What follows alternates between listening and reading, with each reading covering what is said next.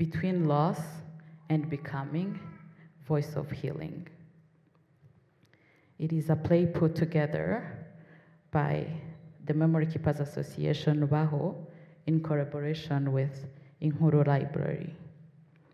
In a carefully composed interplay of narrative, silence, and music, young voices accompanied by instrumental works, including various music from the Rwandan artists.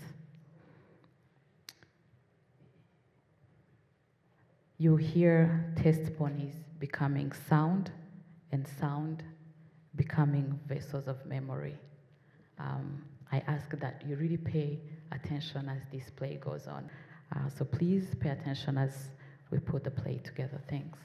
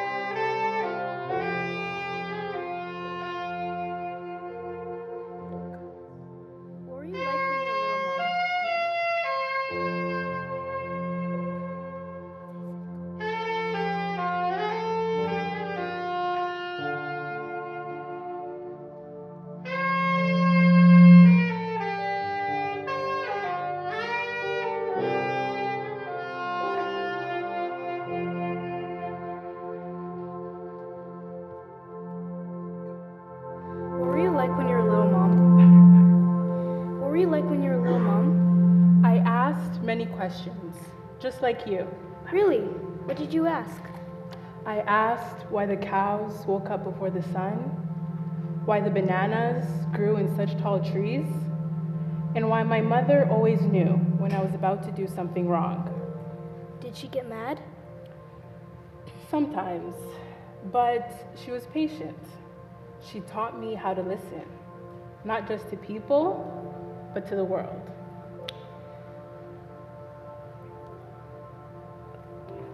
What did you do all day? I ran in the fields with my cousins. We made games out of nothing. We watched calves being born and thought it was magic. At night, we sat together while the grown-ups talked, and we tried to stay awake as long as we could. Were you happy? Yes. I didn't know how precious it was, but I was. Why didn't you know? Because when you're a child, you think joy lasts forever. Doesn't it? It changes, but the memories stay. Mom, tell me more. My life was a garden, thriving and growing. There were two flowers, roses and lilies. Their soil was different. Their colors contrasted, and they always pulled away. I knew they didn't like each other, but I didn't think they would destroy each other. A whole genocide. The gardener favored the roses, watering them daily, and didn't like the lilies. The lilies dominated the garden. The roses felt used. When the gardener died, the roses grew their thorns, shredding every single lily. they could find.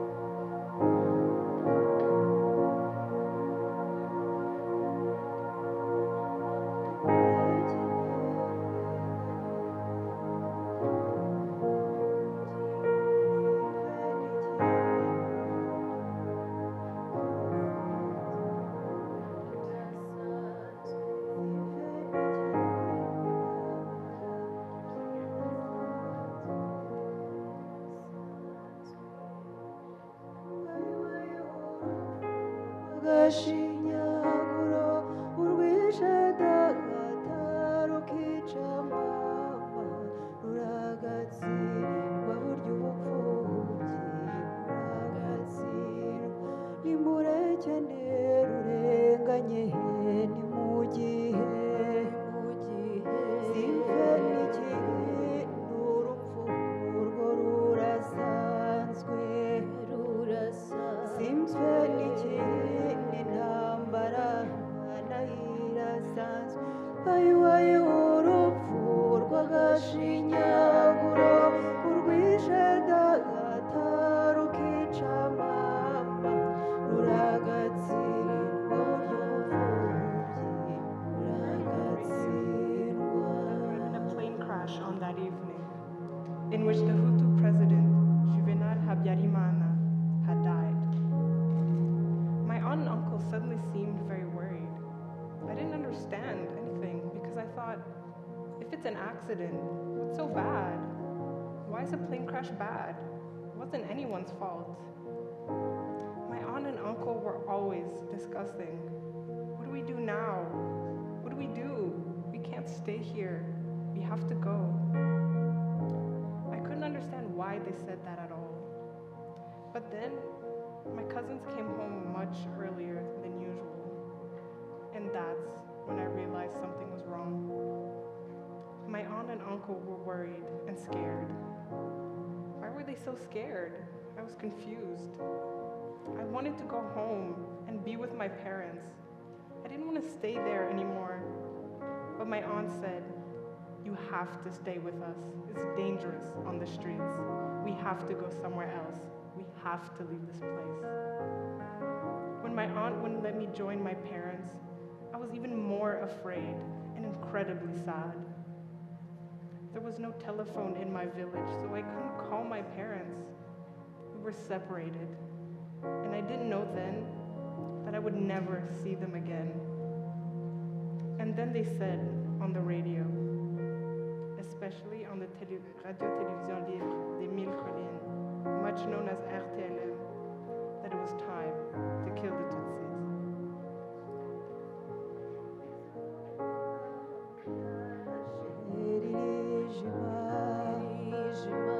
Ukwezi n'inyenyeri mw'ijuru birazima mbona u Rwanda rucuza umwijima uranyorosha ayiwaye urupfu rw'agashinyaguro urwishe dagataro kicamama ruragatsindwa burya ubupfubyi ruragatsindwa.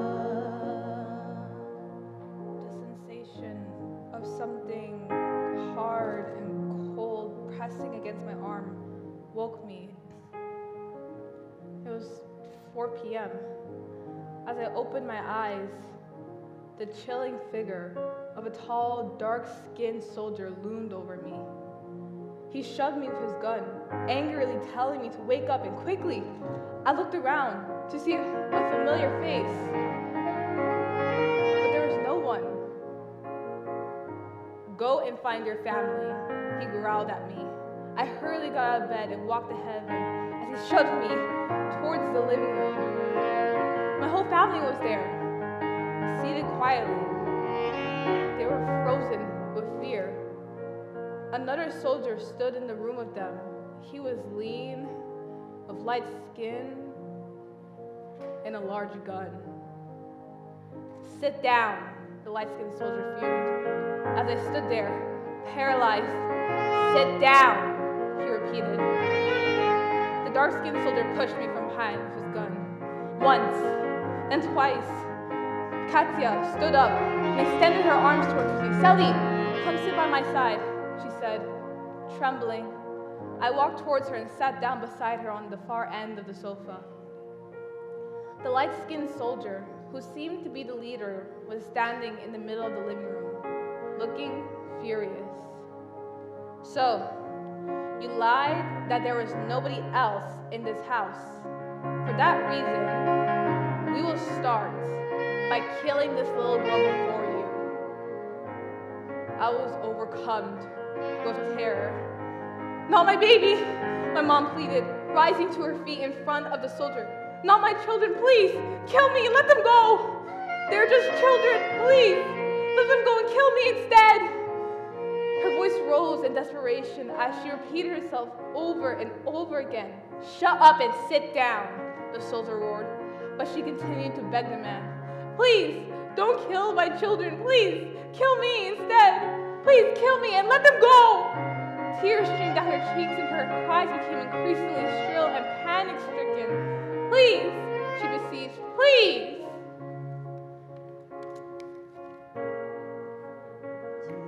Uragatsindwa, buryo bupfubyi, uragatsindwa, buryo bupfubyi, uragatsindwa.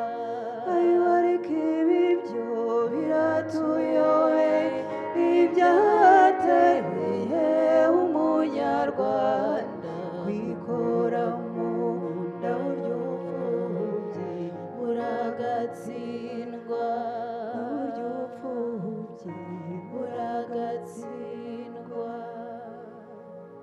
Many people stayed outside, and some were instructed to go inside the house. People were crying, but nobody said a word. I was so scared.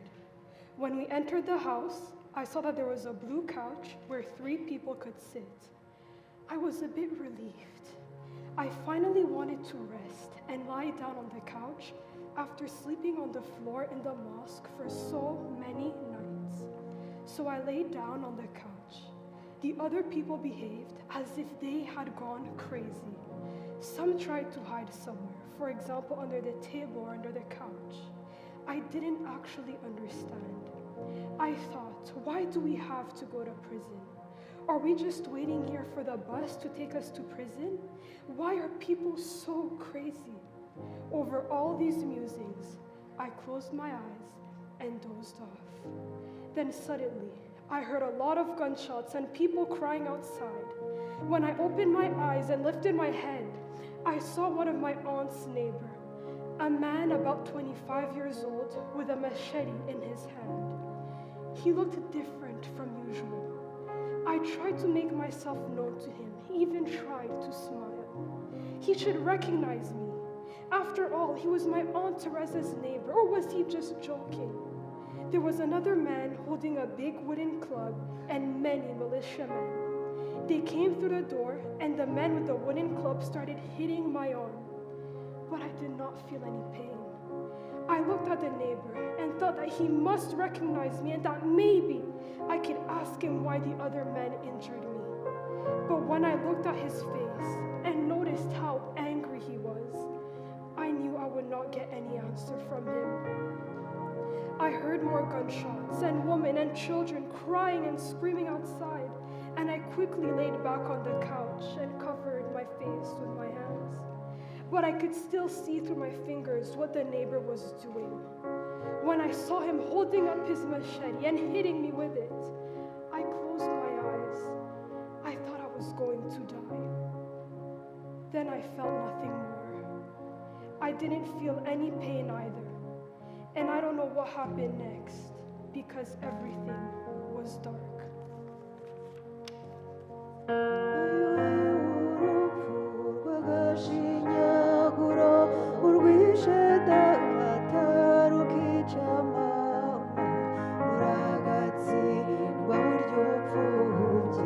Uragatsindwa, ayo ariko ibi byo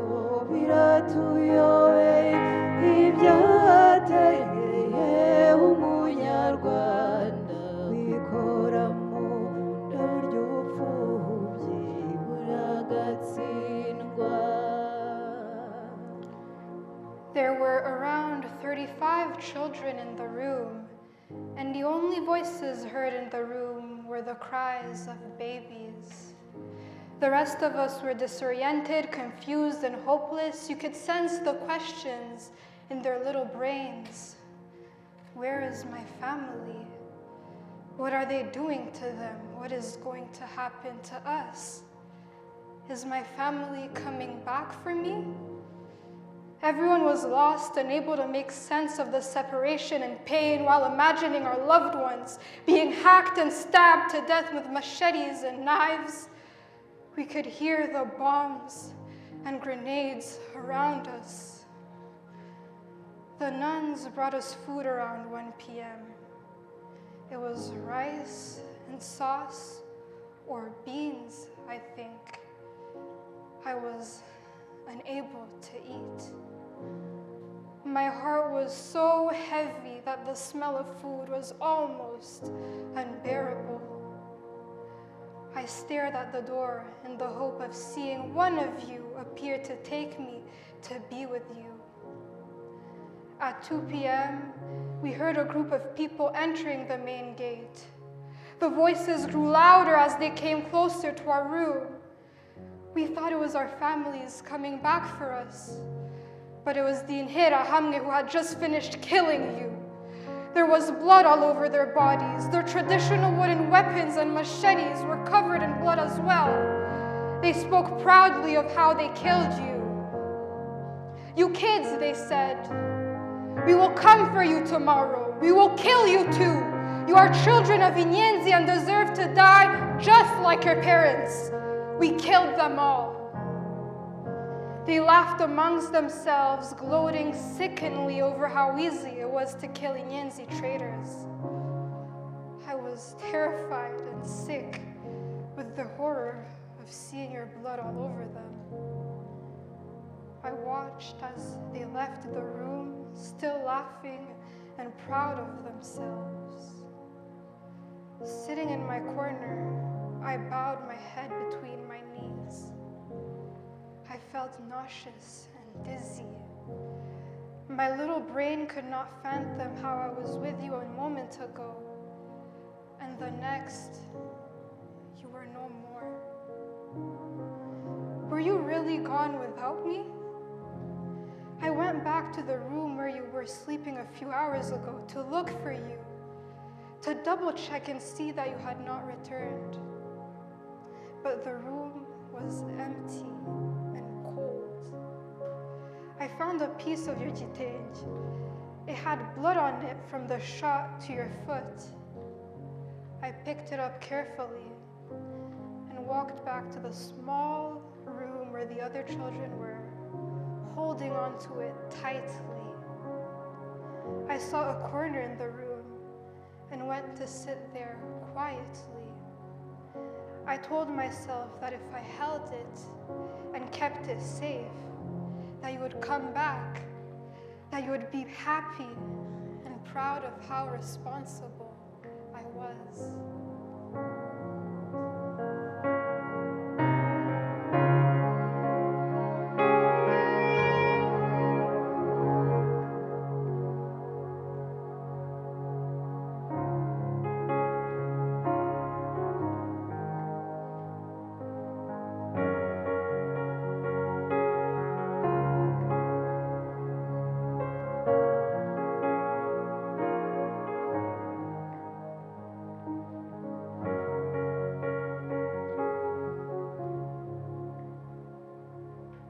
Dear little and young Celine, you have been caged and tamed for a long time. Your voice was left unheard for far longer than it should have been. Your pain and loneliness were overlooked, and your story was never told. For that, I take full responsibility, and I'm deeply sorry. From now on, I promise you that you will never, ever be alone again. Your story has been told, and your pain has been seen by others. You have people around the world who, after hearing your story, want to hug and comfort and love you. You have become the voice of many untold stories. You have the right to be alive, to dream big, to exceed your potential, and to be untamed for all of eternity. As you grow and face challenges out there, remember that your story matters just as much as others do. They're allowed to be not okay sometimes, but at the same time, it's not okay to stay that way. Seek help, support, and guidance. I guarantee you that this time around, you'll be heard and taken care of. So fly high, little bird Celine. Fly in the wild and never stop soaring to greater heights, because the world is yours and the sky is only the beginning for you. God is with you until the end of time. So much love. Your adult self, Celine.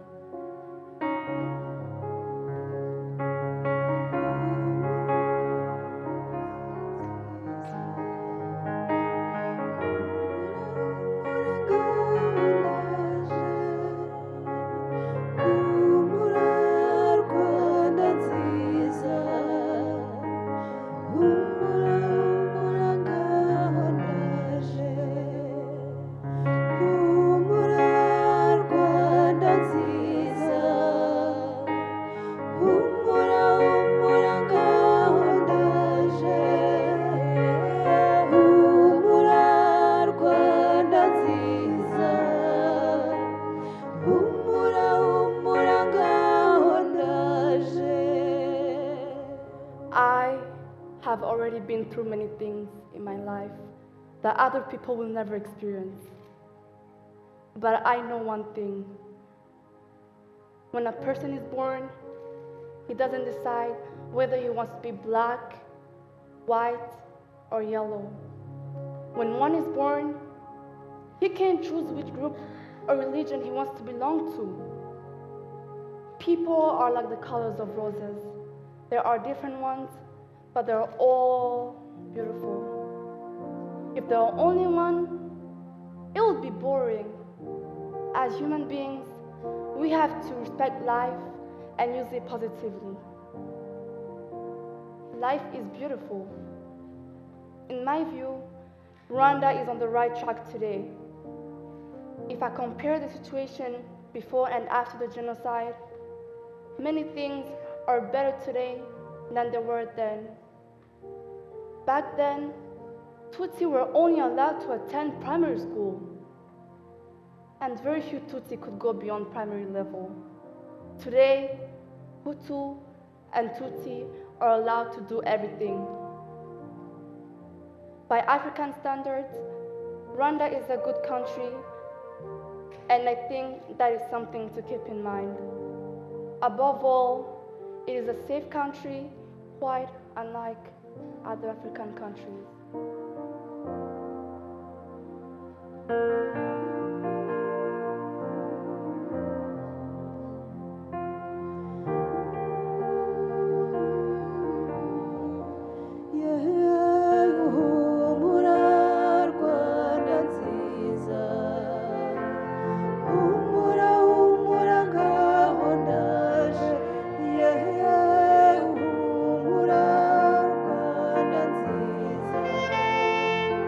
Humura, humura,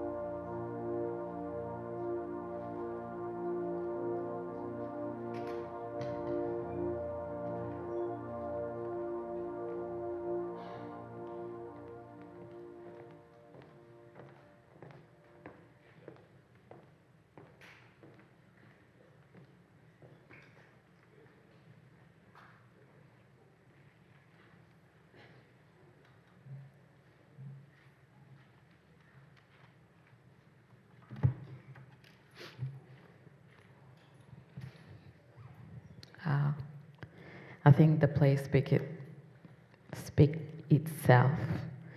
I forgot to tell you that it was actually illustrated from 2 books from the survivors of the genocide against the Tutsi. It's a book called A Broken Life, and also a book called Untamed by Celine, who was a child during the genocide.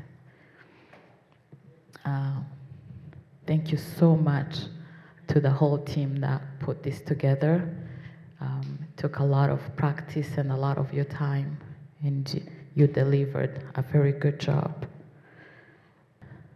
Watch slides of pictures of those who died during the genocide against the Tutsi in 1994. These pictures were given to us graciously by the survivors in this room. One thing that, when I say that people were dehumanized, people were killed and their photos were destroyed. For the survivor to have a photo of their family, it's a big thing, it's a big deal, it's a privilege. Many people don't even have the photos of their loved ones. So thank you for those who share their pictures. We are going to, they put together a slideshow. We're going to see them. They're beautiful, and we're going to remember them. We'll continue giving them dignity. Thank you.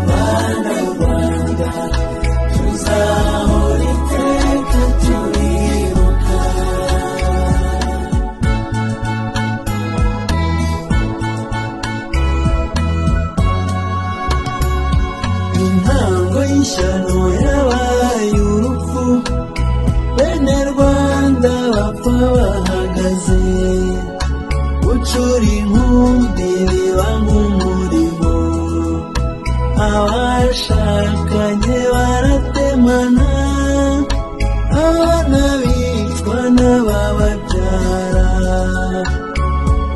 twarapfushije abanyabwenge, imanzi zitangiraga abandi, abasaza buje inama n'abakecuru b'impanuro, barapfuye n'abari mu nda.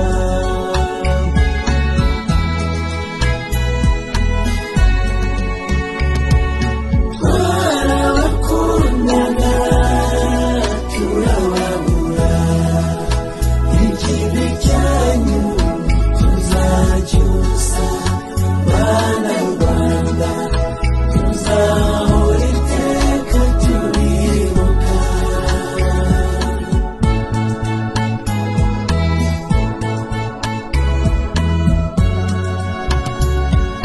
Twabuze abantu tubura ibintu, u Rwanda rwacu rusubira inyuma, y'amajyambere yarasehewe, y'amashuri n'ay'amavuriro, nta n'uwabivuga ngo abiheze,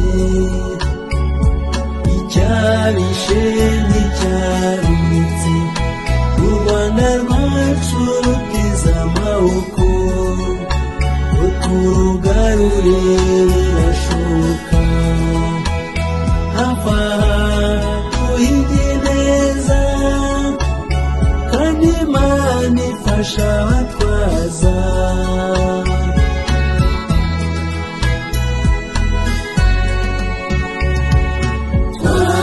Twarabakundaga turababura, ikibi cyanyu tuzacyusa, bana Rwanda tuzahora iteka turibuka. I am who I am because I value my past. The memories of yesterday can never be changed, but they give me a reason to live again. There is a reason I am here today, but there is no reason you lost your lives. You were called abusive names, deprived of rights to be humans, slayed because of who you were born. I am lighting a candle as the sign of resilience. I'm paying a tribute. You left a legacy, and I'm a fruit from the love you sowed. Let's say never again to genocide. There should be no war. There should be no genocide. Anyway, let's say never again to genocide. Let's say never again to genocide. I was young, I still needed you, but you were taken away from me too soon. If I had one wish, it would be seeing you again. Today we're strong men and women, even though you are not here to see. We're carrying on to make you feel proud out there, watching down on us. I am lighting a candle as the sign of resilience. I'm paying a tribute. You left a legacy, and I'm a fruit from the love you sow. Let's say never again to genocide. There should be no war. There should be no genocide. Anyway, let's say never again to genocide. Let's say never again to genocide. I am a witness that if you and I come together as one, we can make sure genocide never happens again. History should be told and passed on to further generations.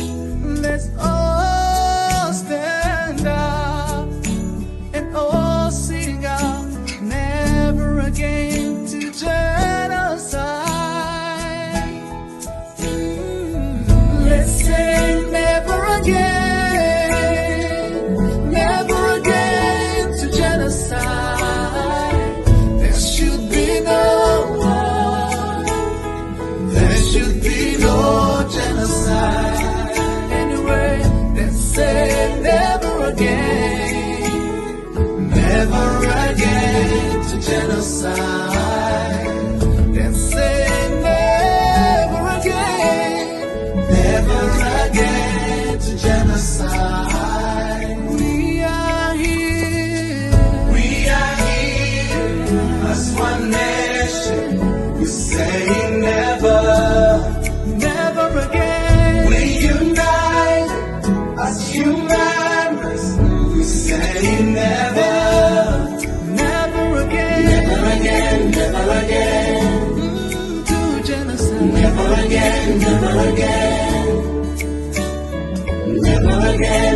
again to genocide. Never again.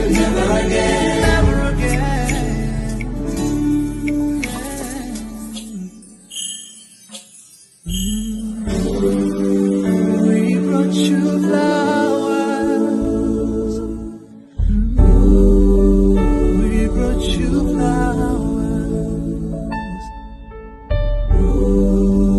We brought you flowers. We brought you flowers. We brought you flowers. We brought you flowers.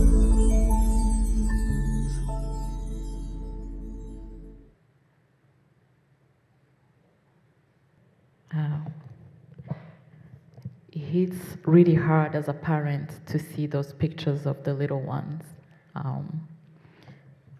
and what they could have become, how their lives were shot so early in a senseless killing. I want to say this. This was not a genocide or Rwandan genocide, a genocide against the Rwandans. It was a genocide against the Tutsi of Rwanda. Those people there were killed just because they were Tutsi. Simply that. Over 1 million of the Tutsi people died. We're going to hear a live testimony now. A sister of ours, Teddy Nyashombosho, has accepted to give us her testimony.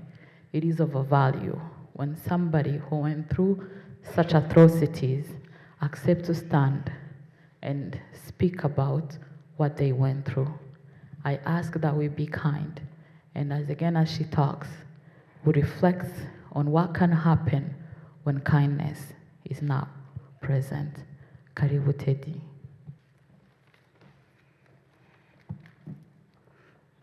Mwiriwe, murakoze kumuha umwanya. Nyakubahwa ambasaderi uhagarariye u Rwanda muri Canada, nyakubahwa perezida wa Memory Keepers Association baho na vice perezida wayo, banyamuryango ba Memory Keepers Association baho, abashyitsi bose baje kwifatanya natwe mu kwibuka Jenoside yakorewe Abatutsi 1994 ariyo yatwaye benshi mu muryango wanjye. Amazina yanjye nitwa Teddy Nyirashumbusho, mvuka mu cyahoze ari mu Cyangugu. Ubu ngubu ni mu karere ka Nyamasheke, umurenge wa Shangi, akagari ka Shangi. Njye bahagaze imbere Jenoside yakorewe Abatutsi yabaye mbura amezi 4 ngo nuzuze imyaka 7.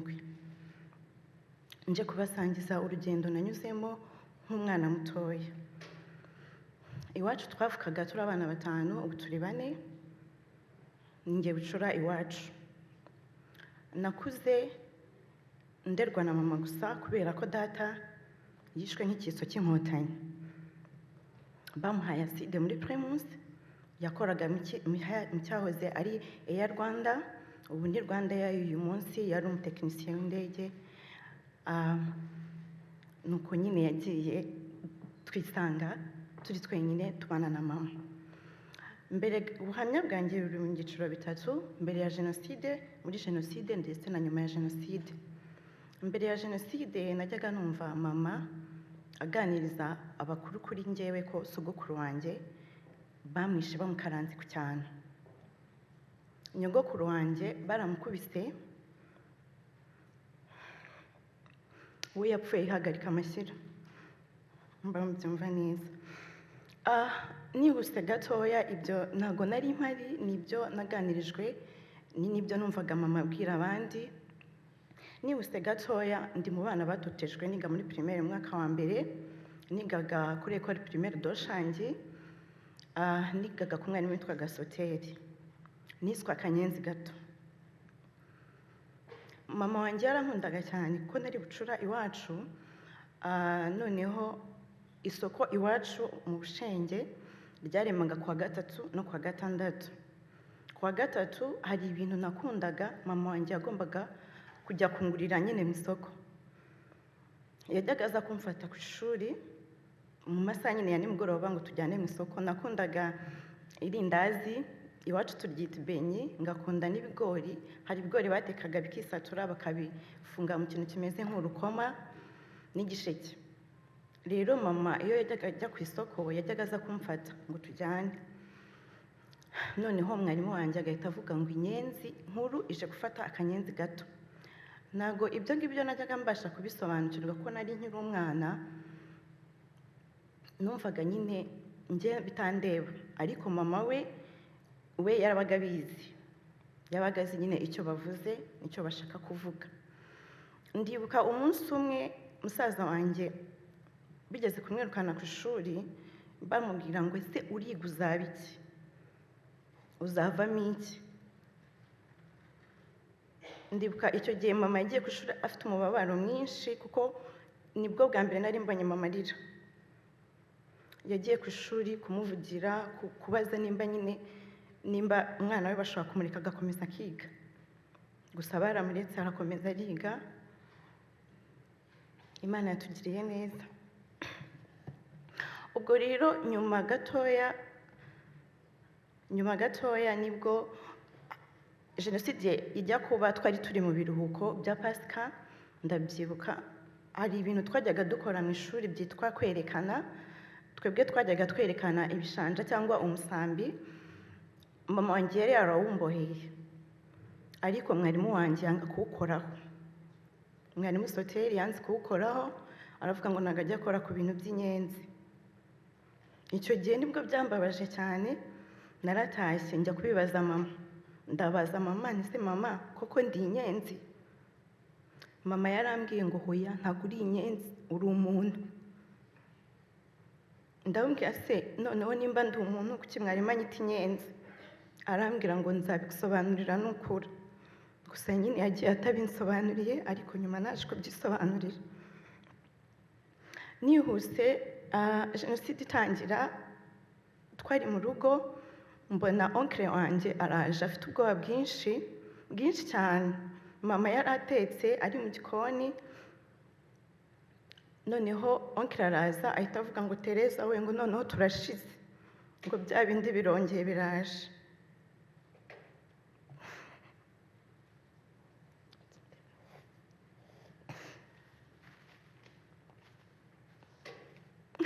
Njyewe ntabwo nahise menya ibyo ari byo kuko nari umwana, nari ndaho hafi y'igikoni aho mama yari atekeye, mbona mama ahise afata onkle ukuboko amujyana iruhande rw'inzu.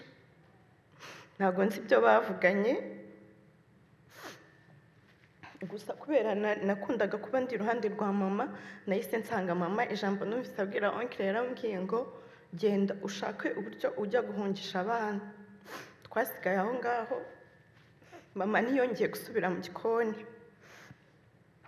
Yahise abwira mukuru wanjye ngo anyambike imyenda ibiri nawe yambara ibiri. Mukuru wanjye yarabikoze, ahita abwira mukuru wanjye ngo indi myenda isigara uze kuyishyira mu gikapu cya bebe. Bebe ni musaza wanjye yitwa Pascal, kuko we yari amaze kugera muri segonderi, mama nyine yari yaramuguriye igikapu cyo kujya ajyana ku ishuri. Ati ndi uze kuyipakira mu gikapu cya Pascal. Mukuru wanjye yarabikoze, mama yaduhaye ibiryo byari byiriwe uwo munsi, ntabwo guteka yongeye guteka kuko nyine ndibaza hari yarazi bigiye kuba.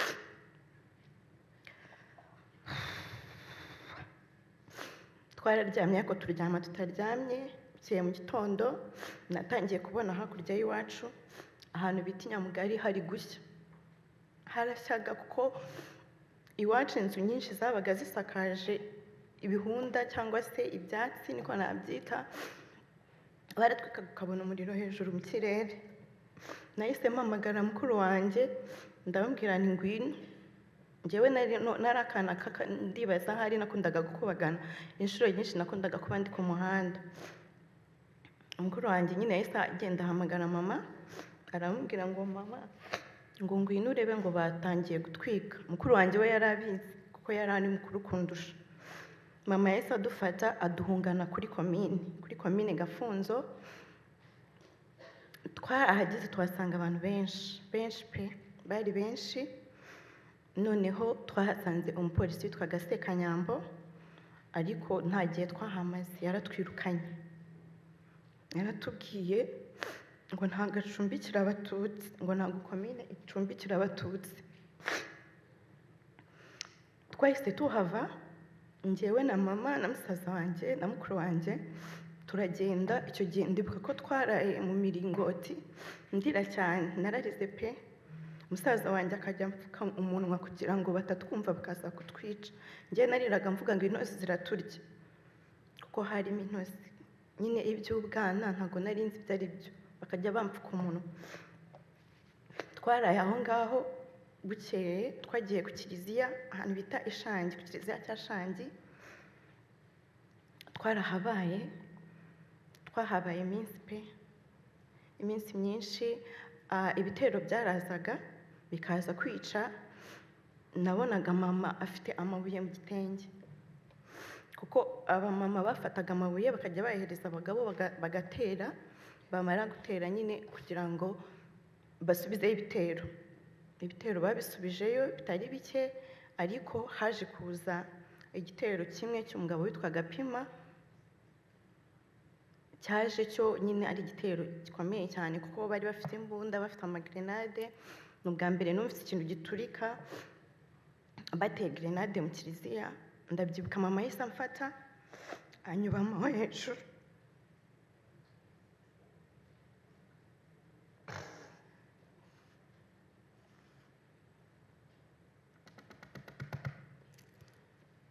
Munyihanganire.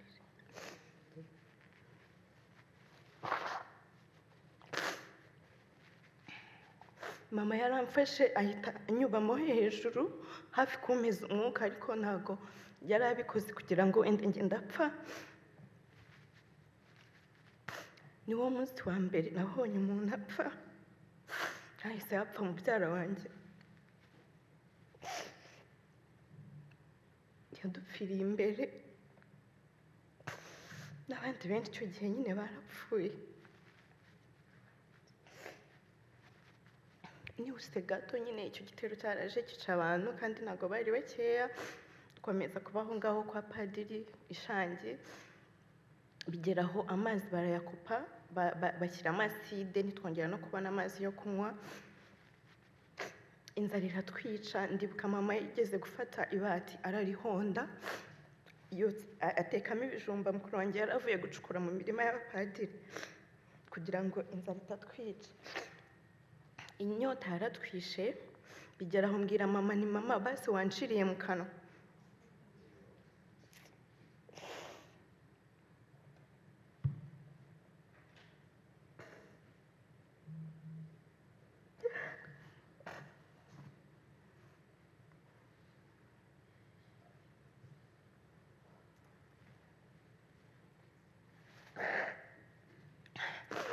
Mama ntiyari kubona icyo ancira mu kanwa kuko nawe ntacyo yari afite cyo kunciramo.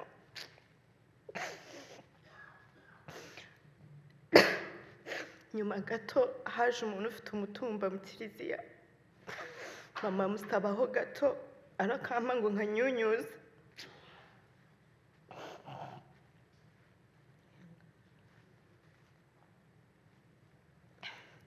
Ndarakanyunyuje byibuze ko karandamiyeho gatoya.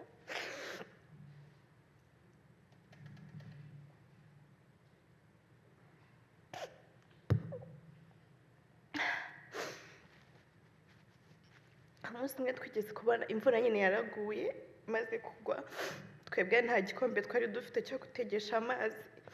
Mama yaragiye, umubyeyi apfira abana be.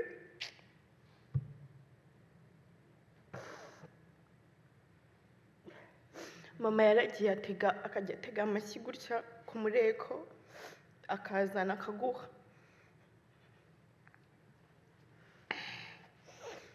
Twabayeho, mama abonye inzara igiye kutwicira mu maso ye yatwohereje mu muryango utarahigwaga, abwira mukuru wanjye ngo ujya gusabira murumuna wawe ibiryo. Twagezeyo naho kuhagera byabaga ari ibibazo kuko amabariyeri yabaga ari ahantu hose, twacaga nyine mu bihuru. Twagezeyo ibiryo barabiduha, gusa bemera no kuduhisha. Imana ibaha umugisha, ntabwo bagihari ngo nzabiture ariko barakoze. Twagezeyo baduha ibiryo, barangije hari ahantu mu rutoki bari baracukuye, nimba ari gucukura intabo, ahantu batari ibitoki babengamo imitobe, baduhishagamo njye na mukuru wanjye. Musaza wanjye nawe bamuhishaga ahandi hantu ari kumwe n'undi muhungu, barangiza bakaturenzaho amakoma.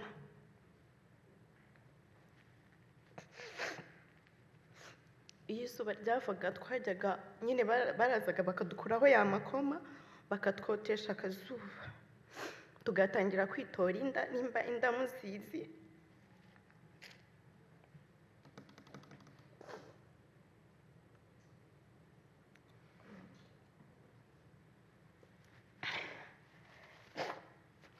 Twitora inda kuko imyenda twari twambaye twari tuyimaranye igihe, ngewe noneho iyanjye yari yuzuye n'amaraso. Byageze ariko mukuru wanjye ayinkuramo anyambika iribaya rya mama. Musaza wanjye yari yarampaye igikote, nambaraga iribaya rya mama n'igikote. Nihuse aho hantu nyine twarahabaye, ariko ntitwahabaye igihe kinini, baduhisha aho ngaho muri iyo ntabo. Nijoro twararaga munsi y'igitanda, cyangwa iwacu babyitaga ngo urutara, ariko nicyo gitanda cy'ubu niho baturazaga. Hashize igihe gitoya tuhari, hateye iwacu ishangi igitero cyitwa Yusufu, aricyo cyamaze umuryango wanjye. Ku itariki 29 z'ukwa kane nibwo mama wanjye bamwishe bamuciyemo kabiri.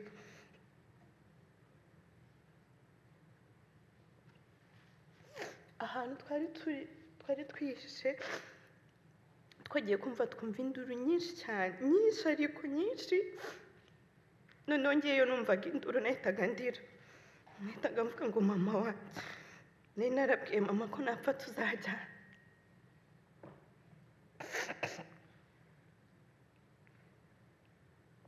Kuri iyo tariki 29 nibwo icyo gitero cy'uwo mugabo witwa Yusufu cyaje kiza, noneho kimeze nk'aho kije kumaririza pe. nibwo nyine umuryango wanjye mwinshi wapfuye, ariko hari n'abagiye bapfira mu biturage nk'uwo muwonkere nababwiye we ntabwo twongeye kumubona ukundi, imiryango yanjye yazimye.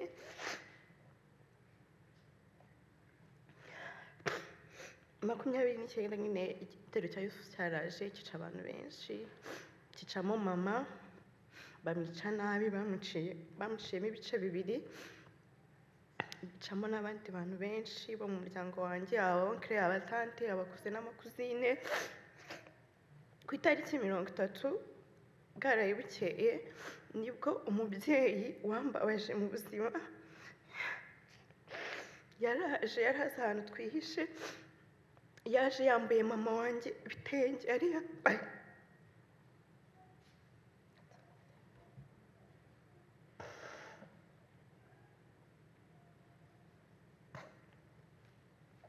Yaraje asakuza cyane, yarasakuje pe, ati musohoke ndabizi ko muri hano, nimwe musigaye.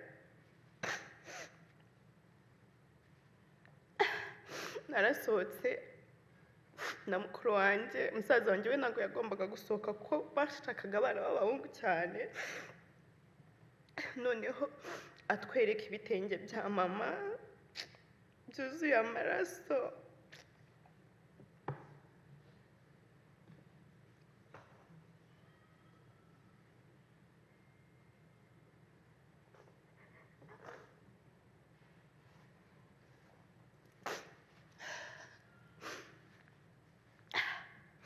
Aratubwira ngo kanyoko nagahorahoje, mu by'ukuri ntacyo yahorahozaga kuko yari umurambo. Njyewe mu kwihangana kwanjye guke n'ubwana bwinshi nahise ntoroka ndiruka, kuko yari atubwiye nyine ngo amusize aryamye iruhande rwa kiliziya.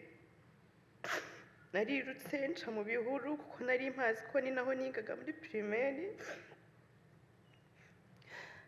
Ndi muri icyo gihuru nahuye n'interahamwe inkubita ikibatiri cy'umupanga, arambwira ngo wowe uri umukobwa, ngo iyo uzi ko uri umuhungu ntuba uncitse. Naragiye mu mirambo myinshi, gusa ntawe uyoberwa uwe. Mama naramubonye, birababaza kubona umubyeyi wawe yambaye ubusa.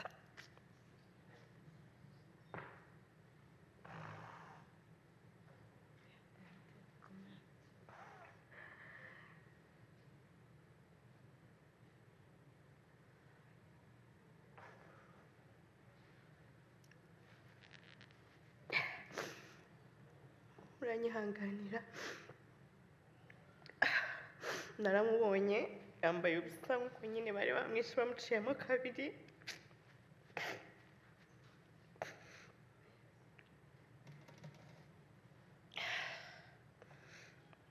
Ntabwo nzi ahantu agatima katurutse, nari nambaye icyo gikote musaza wanjye yamaye, naragifashe ndakimworosa. Ubwenge ahantu nabukuye ntabwo mpazi, gusa naramworoshe, ndibaza ari nawo mwenda yajyanye, niba baranawumujyananye ntabwo mbizi. Nahise muryama iruhande, nahakuwe n'umugabo witwa John, niwo wankuye iruhande rwa mama, ari umurambo. Ama undi mu mama aramubwira ngo umenye uyu mwana hari agasirino banyitaga, ntabwo ndi bukavugire hano. Arangije umumama yari amenye, ariko mukuru wanjye nawe yaje kuza nkurikiye. Twabaye aho ngaho, nyuma tuza kujya ahantu bita i Nyarushishi. Amabisi yaraje aradutwara tujyana i Nyarushishi. Mu buzima nabwo butari bworoshye bw'i Nyarushishi, twarahabaye. Ubuzima bwo muri shitingi zirakonja, ariko ntacyo byibuze twarahabaye. Ariko naho interahamwe zajyaga zihaza zikahadusanga, n'ubundi bashaka kuza kutwica. Nihuse turi Nyarushishi, inkotanyi zaraje. Njyewe ndi mu bantu inkotanyi yateruye. Nari umwana ukunda nyine, nabyita nko kuzerera. Nari ndi ku muhanda baza, baje bari mu mamodoka, ariko njyewe ntabwo nari nzi ko ari inkotanyi, nari nzi ko ari abantu baje kutwica, kuko yaranteruye ndamubwira nti mbabarire ntunyice. ndamubwira ndakwinginze ntunyice, arambwira ngo ntabwo ndi bukwice, ntabwo ugipfuye. Ahita ambaza se uri hano wenyine? Ndamubwira oya ndi kumwe na mukuru wanjye. Ahita ambwira ngo humura ntabwo ugipfuye, uzakomeza ubeho. Ati ngiye ntabwo nicana. Twakomeje kubaho nyine i Nyarushishi, ariko nyine twumva ubuzima bwaragarutse kuko inkotanyi zari zarahageze. Nyuma gato hari umugabo wo muri famiye wari ukuriye i Nyarushishi yatubwiye ko hari ababyara bacu barokotse bari i Kigali, noneho badushyira mu mamodoka atuzana i Kigali. Twaje i Kigali tubana na babyara bacu bari bararokotse. Nyuma y'uko tubana na babyara bacu bari bararokotse, tuza kujya kwibana nk'imfubyi zirera. Twaribanye turirera, umusaza wacu mukuru akajya ashaka akazi akadutunga. Ibikomere bya jenoside turabihorana, turabigendana. Iyo ushyingiwe ukabura umuntu w'igiseke, iyo ubyaye ukabura umuntu uguhemba, ukabura umuntu ugutindira ikiriri, cya gisebe cyari cyarakize kirongera kigakomereka. Ntabwo rero ibikomere tujya tubikira, ni ibyacu, tuzabana nabyo.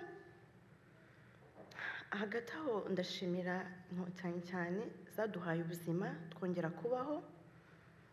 Ndashimira FARG yatumye twiga, kuko nyuma ya jenoside FARG yaradufashe iraturihira twiga primaire, secondaire ndetse na kaminuza. Ndashimira umuryango ARG na GARG nawo watumye twongera kwibona nk'abantu, waduhaye inshingano. Njyewe nabaye maire wa famille kuva mu wa kane secondaire.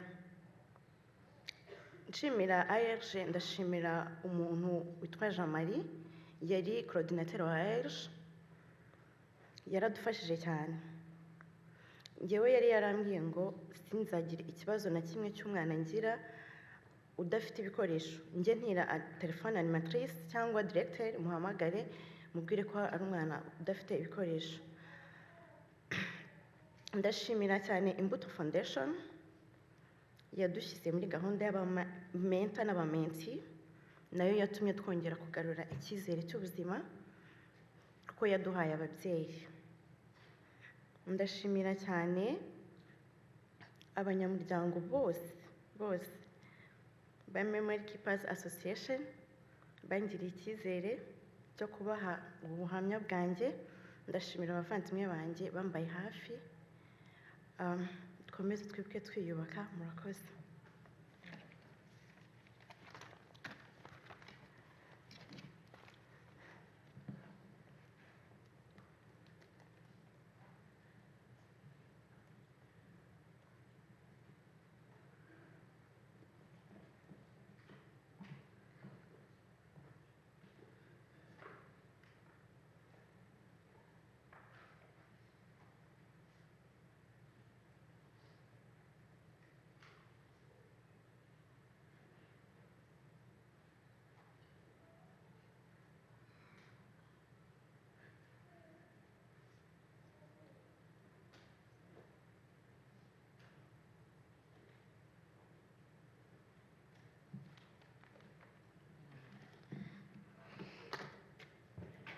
I promised that I was going to translate, but if I can't, I'm sorry, I will try a little bit.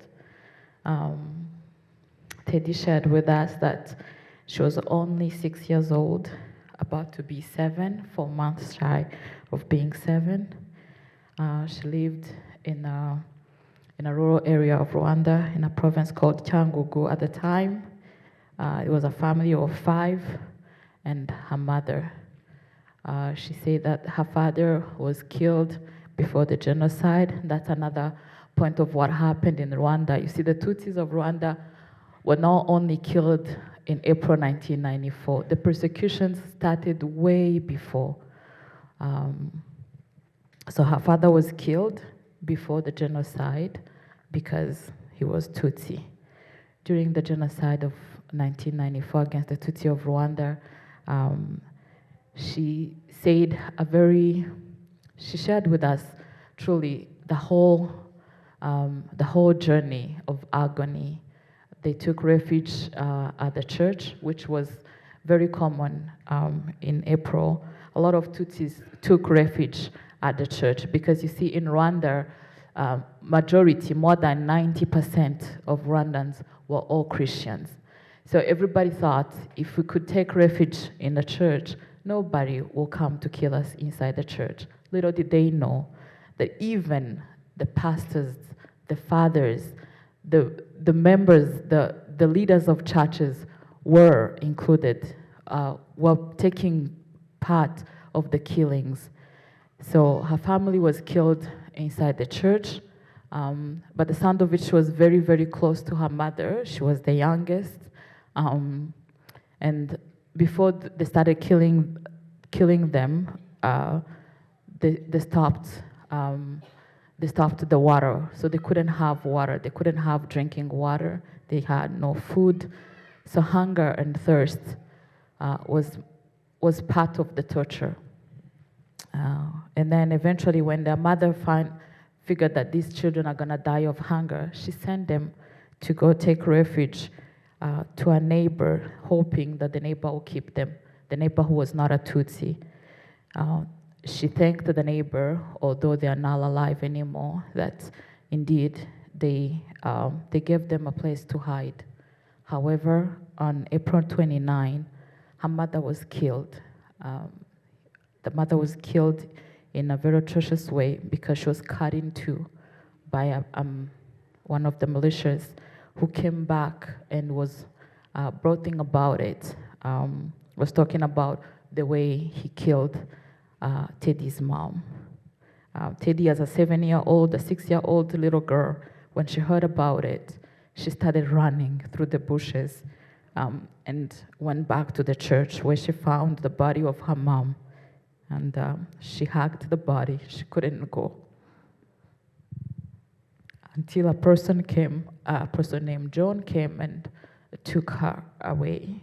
And they were passed on along until the RPF in Inkotanyi came, and they were rescued and they liberated the country. She said after the genocide, her and her siblings, as there were 4 of them, her being the youngest and the oldest was her brother, they were given a home and they were raising themselves as orphans. She thanked the government of Rwanda because a lot of systems were put in place for the children who survived the genocide, the orphans, to continue education. She was able to continue. She finished her primary school. She finished her junior and senior high school and eventually went to university. She ended her testimony reflecting, saying that the wounds for us are still very fresh because even when you think you've healed, events happen and remind you of what you've lost. She says, for example, when you get married and there is nobody sitting on your side, there is nobody to give you away, that takes you back for what happened to you. When you give birth, in our Rwandan culture, giving birth is a very sacred event where your mother or your aunties comes and takes care of you for a period of time. But as a survivor, as an orphan, when you give birth and there is nobody to be with you, that brings back your wounds to be fresh again. But she says we continue to live, and it's an ongoing fight for the survivors. That's in a nutshell what she shared. It was way more deep than I can translate. Now we are going to, as you can imagine, for our guest speaker, it will be so hard for them to speak right after this testimony. We'll hear a song a little bit as we breathe, and then I'll come back to introduce our guest speaker. Thank you.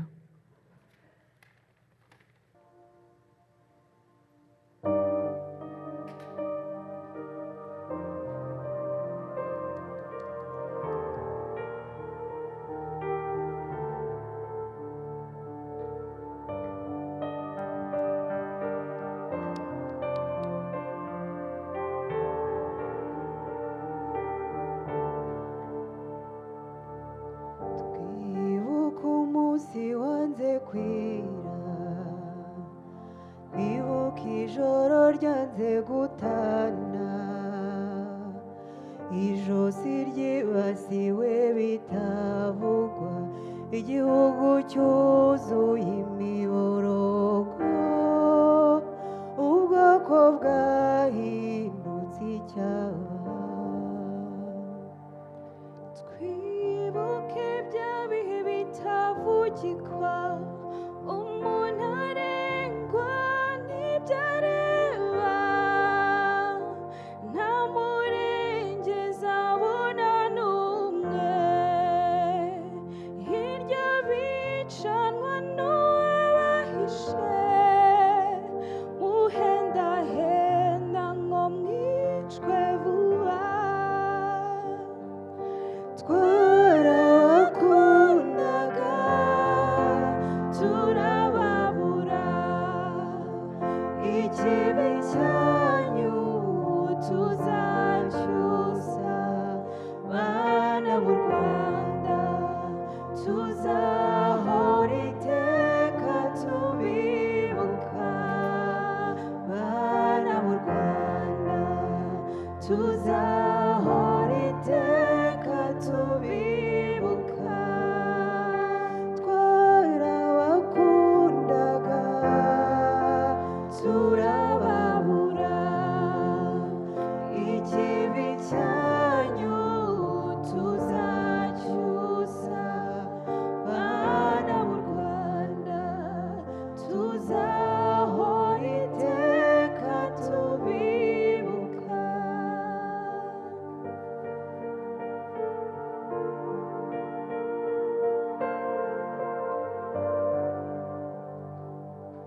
Niba tuyobowe n'urukundo, imfubyi zareka kwigunga, abamugaye n'abapfakazi baseke, abasizwe iheruheru bamenywe, amaganya yimuke twizere.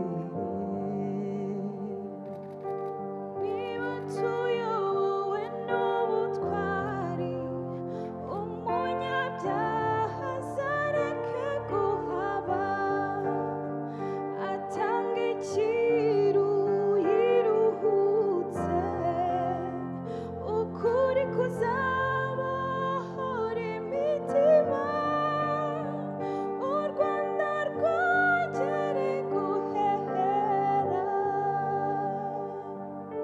Twarabakundaga turababura, ikibi cyanyu tuzacyusa, bana b'u Rwanda tuzahora iteka tubibuka, bana b'u Rwanda tuzahora iteka tubibuka, bana b'u Rwanda tuzahora iteka tubibuka.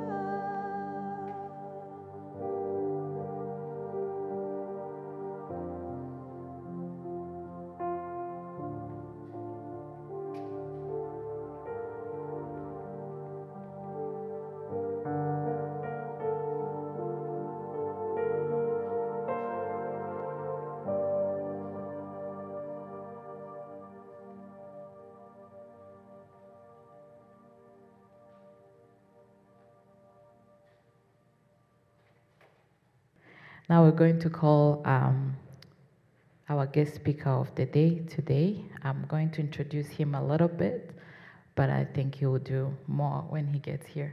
So his name is Emmanuel Turaturanye. He's a 47-year-old married to Daniela Deleso. He was born in a family of 6 children. His father was a pastor, and his mother was a farmer.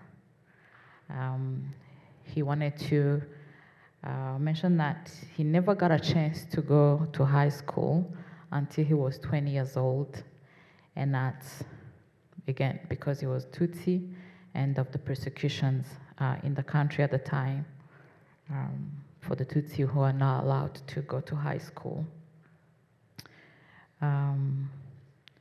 He grew up, when he grew up, his Hutu neighbors used to tell him that they will exterminate his family. His parents were both killed during the 1994 genocide against the Tutsi, and has three siblings. Now he lives in Portland. I think his motto of life is let life be our revenge, let us love life. Karibu Emmanuel. Abanyarwanda, inshuti z'u Rwanda, mbanje kubasuhuza mbifuriza amahoro y'Imana. Kuko amahoro niyo atuma turyama, amahoro niyo atuma dusinzira, amahoro niyo atuma tugira n'uyu mwanya wo kuza tukibuka. Yeah.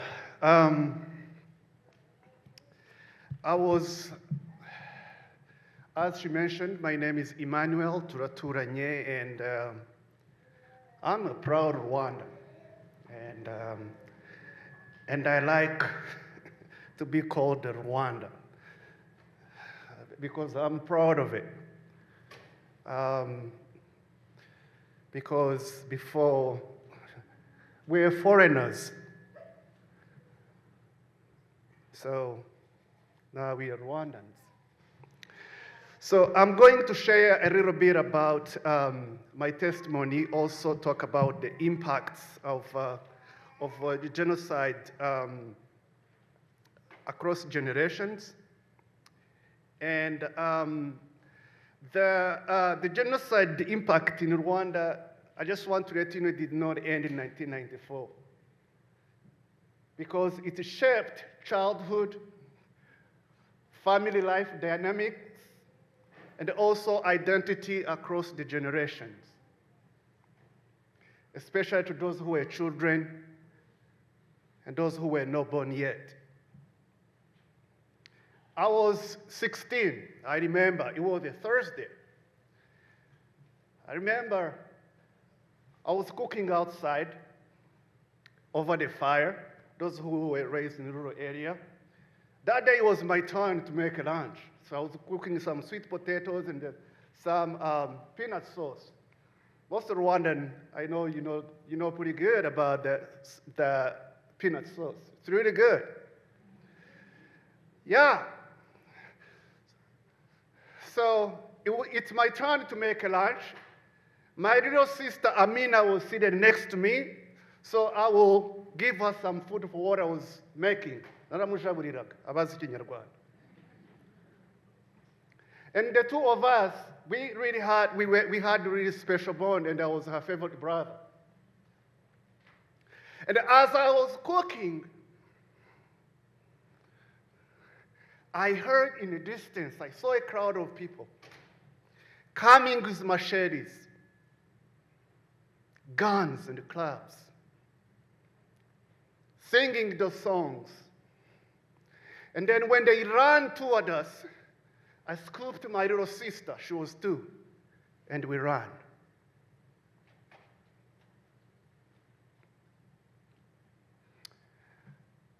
As MC mentioned, my father was a pastor. I played in the church, I sang in the choirs, played different instruments, also read scripture aloud.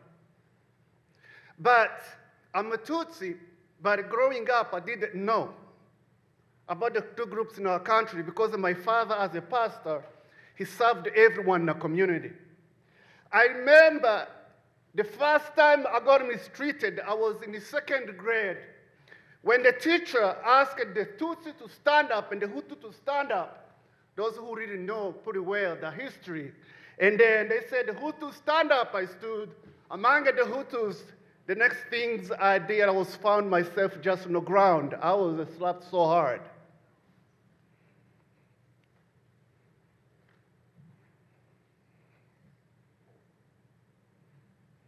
Hutu and the Tutsi look the same. You could not even tell the difference.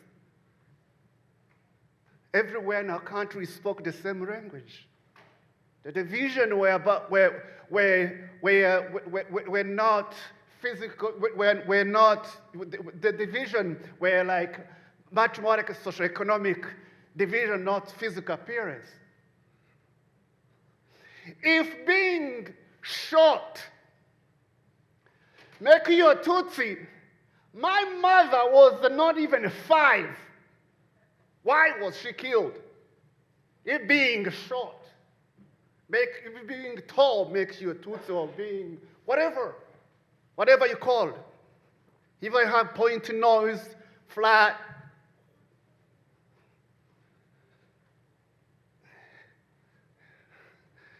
it's all about how it started. I just want to let you know, genocide in Rwanda, it didn't happen overnight. It's a seed that was planted, was watered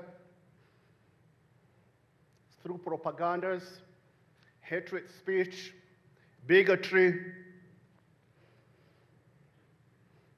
dehumanized, being called different names, all that kind of stuff. I remember the Easter that year in 1994. It was April the 3rd. My father preached that Sunday, the very Sunday. And then, guess what? Thursday on the 7th, the very same people who were worshiping, celebrating the resurrection of Jesus Christ and all that kind of stuff, same people who took machetes and clubs and everything. When people say Rwanda, we're like 90-something Christian, I always just think, what? How can 95% Christian turn against each other?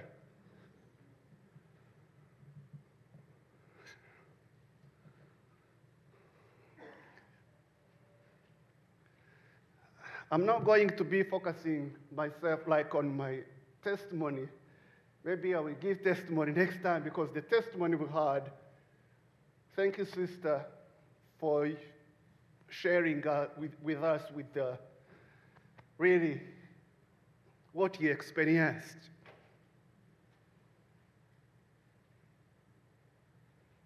So what I'm going to talk about is the wounds we carry, and also the future we shape. Even though we have a wound, even though we have pain, but life still goes on. That's why I'm here to talk about the impact across generations.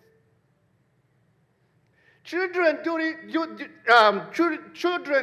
and after genocide face extreme loss, separation, violence, disrupted schooling, care system, everything was destroyed.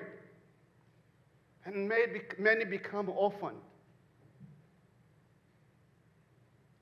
I became a household leader when I was 16, so I don't really know how teenager years feels like, because I was, boom, raising my 2-year sister and also my 7-year brother. So that's how I found myself. Did I know what I was doing? No. But the only thing I know, I just wanted to live. I didn't want to die. Did you know that being killed by a gunshot was a fancy death? Just think about it. Think about it real quick. To die by a gunshot, it was a fancy death. And you have to even to pay for it.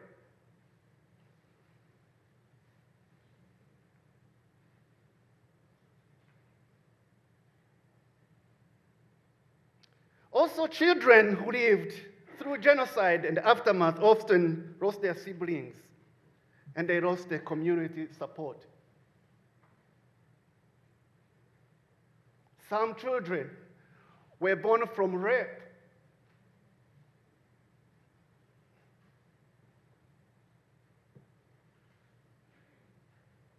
They faced a lot of stigma, experiencing that stigma because they know their mother has to tell them, hey, this is how you were born.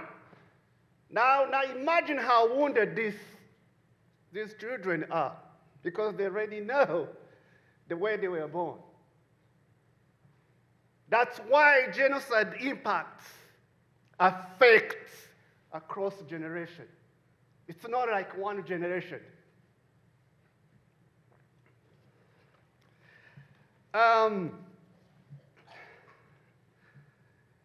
The effect did not stop when the violence or genocide stopped, because they continue to shape the lives of children who live through it.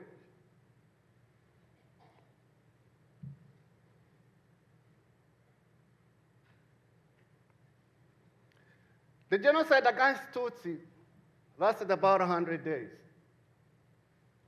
I imagine if you calculate a million, how many per day? That's 10,000, right? My dream is to see one day when all human race put aside the religion, put aside the language, put aside at least be a human.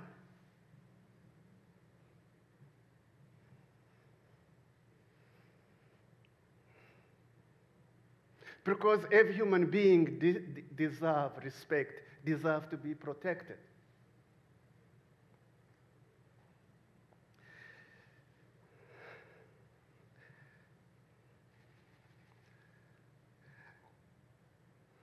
The wound we carry,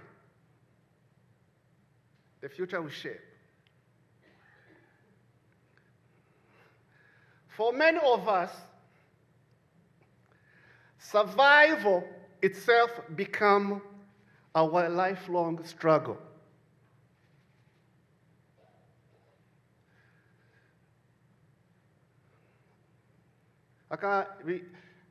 Spending night without food, homeless, helpless, everything is destroyed. No one to take care of you.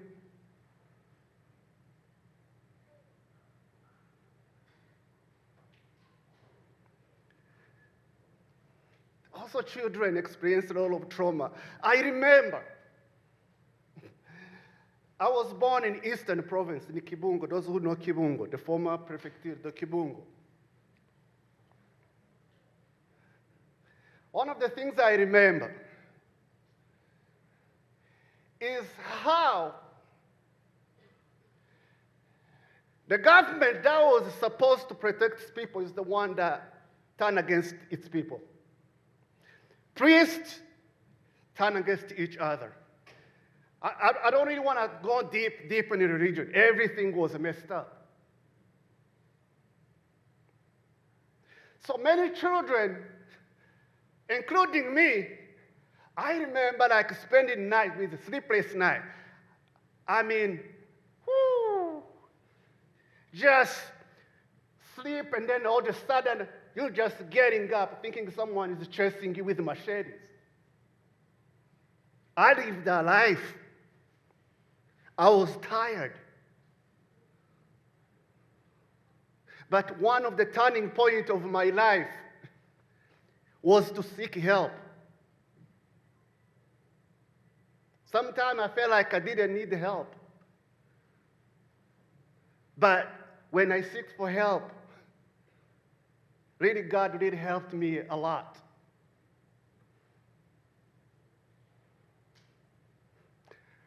As I told you, I have a church background. I remember I was a choir master. Choir master, do you understand what it means? Just direct, do all that kind of stuff. I remember in a church, so you have, in a choir, you have people who were genocide survivors, and also you have people whose family committed genocide. In the same what? In the same choir. Let me tell you. I remember one day I was tired. I remember praying, God, I didn't need the breakthrough. The breakthrough I got was Those people who believe in Jesus and the Bible, I'm not here to preach about that, but I'm here to tell you what really helped me.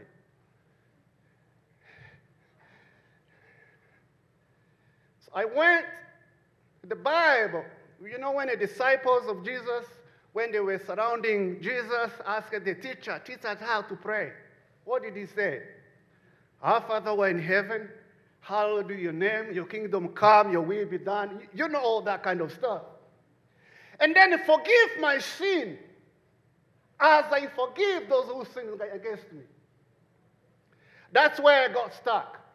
Sometimes, let me tell you, I will preach. Oh my God, I can't preach. To be honest, I can't preach. But I would preach, but within myself, I would even say I would preach. The Hutu will go to heaven, but I will never eat with them in the world.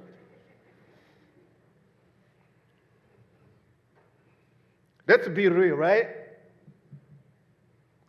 And then I came to realize if I didn't release the anger within my heart, I wouldn't be able to be the person who I am today. Releasing the anger gave me freedom. Seeking help really gave me freedom. Let me tell you, I was not allowed. Like, I completed my primary school in 1992. Guess what I was doing? Farm chore, helping my mom to do farming because we were not allowed to go to school. Guess what? Inkotanyi zirakabyara. Sibyo bavandi? I was able to go to school. Now I have 2 degrees, one in economic, another one in agriculture engineering. Woo! God is so good.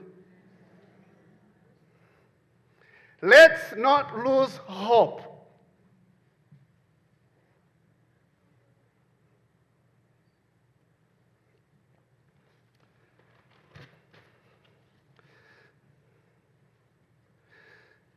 This is what really makes genocide so devastating across generations.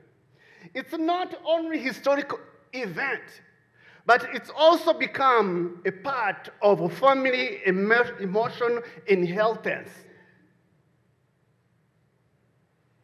It's our inheritance. It's in our heritage right now. Because if you don't really know where you come from, you can't really know where you're going. That's why we say never, never again. Survivor may find it even hard to talk about what happened because the memories are very painful. Because they fear sometimes burdening their children or burdening anyone. Or have a parent silence.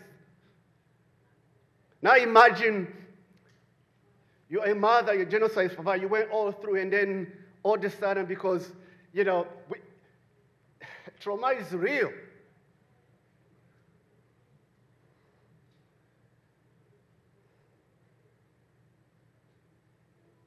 Because you're dealing with pain. And that pain can affect even the young ones through anger, through different kind of stuff. But the post-genocide period was marked by both recovery and a challenge. Because the government, instead of maintaining the Hutu identity, the Tutsi identity, now we are do Munyarwanda. All right?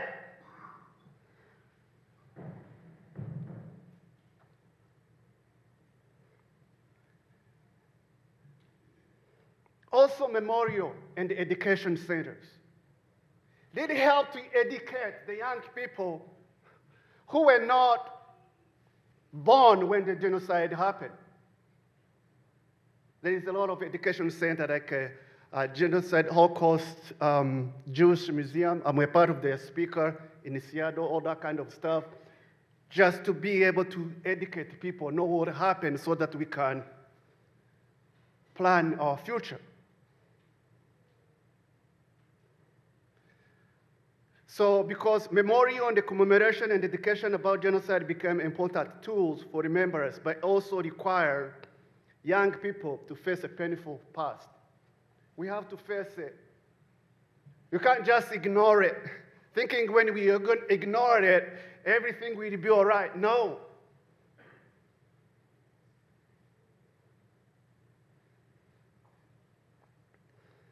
But also childhood can be a place of recovery with the support and the counseling. I was following that play those kids were doing. Oh my God, they brought me back a lot of memories. Childhood can be also a sort of recovery with support, counseling, education, and a stable relationship with the family can bring back all we lost. Or nothing can help our loved one.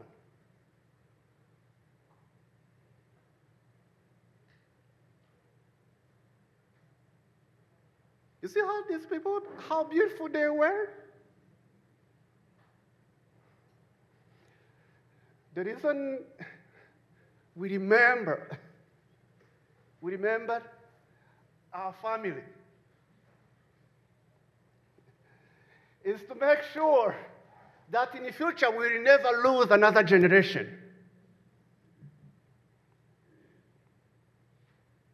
There is hate speech everywhere.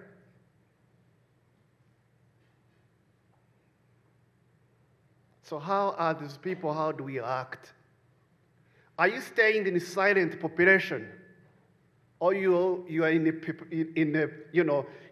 the group of the people who will see something bad happen, will say about it? Let me tell you the danger of a silent population. Silent population, it's the people who will sit there and just watch out how things will play out, as long as nothing affects their lives. So when you see injustice, how are you going to act? Young ones, children, how are you going to act? Are you going to just stay silent because it's not affecting us? No, we're not going to be silent when we see injustice and the genocide ideology around us. That's why we remember, because the silent population, when things explode, they are the one who actually do the actions. That's what happened in genocide. All the time, the people my dad preached, the people he helped to do their marriage, all that kind of stuff, they are the same very people that turned against him, against all of us.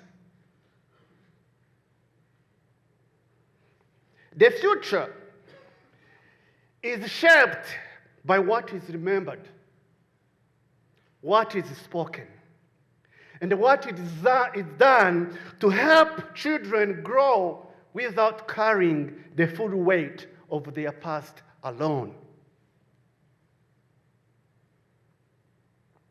In the end, the wounds left by genocide are not only scars of suffering, they're also a reminder of responsibility.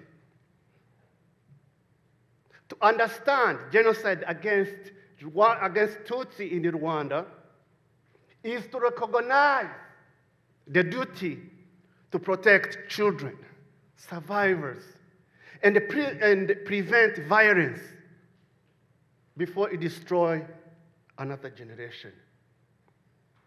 The future is shaped not by forgetting, but by remembering with honesty and building with care. Abacitse ku icumu muri hano ndabasabye mukomeze gukomera. Ibyo mwanyuzemo, ibyo muri kugenda munyuramo, haracyari icyizere. That's why we have the light of hope. There is still a hope. Thank you for coming. Thank you for coming to support us as we commemorate and remember our loved one that we lost through genocide. Let life be our revenge. Let life be our revenge. Thank you so much, and God bless you.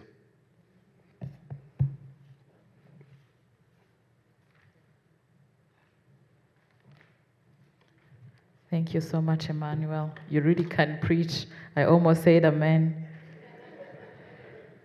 Now we are, I think there is not much to say after the speakers, and it's a good thing that they are survivors, because what they're saying, it's what they lived. It's their true story. He wasn't here to say the testimony, but it's his life, it's his true story. As he said, in Rwanda, during the genocide, the government that was supposed to protect its people turned against the people. The Tutsis were abandoned by the government. But today, the government is supporting us. We have representative from the Premier's office. We acknowledge the presence of Okochi Nani, Director of Stakeholders, who came together with Nikki Gochuan, Community Outreach Coordinator, and Alberta's Premier.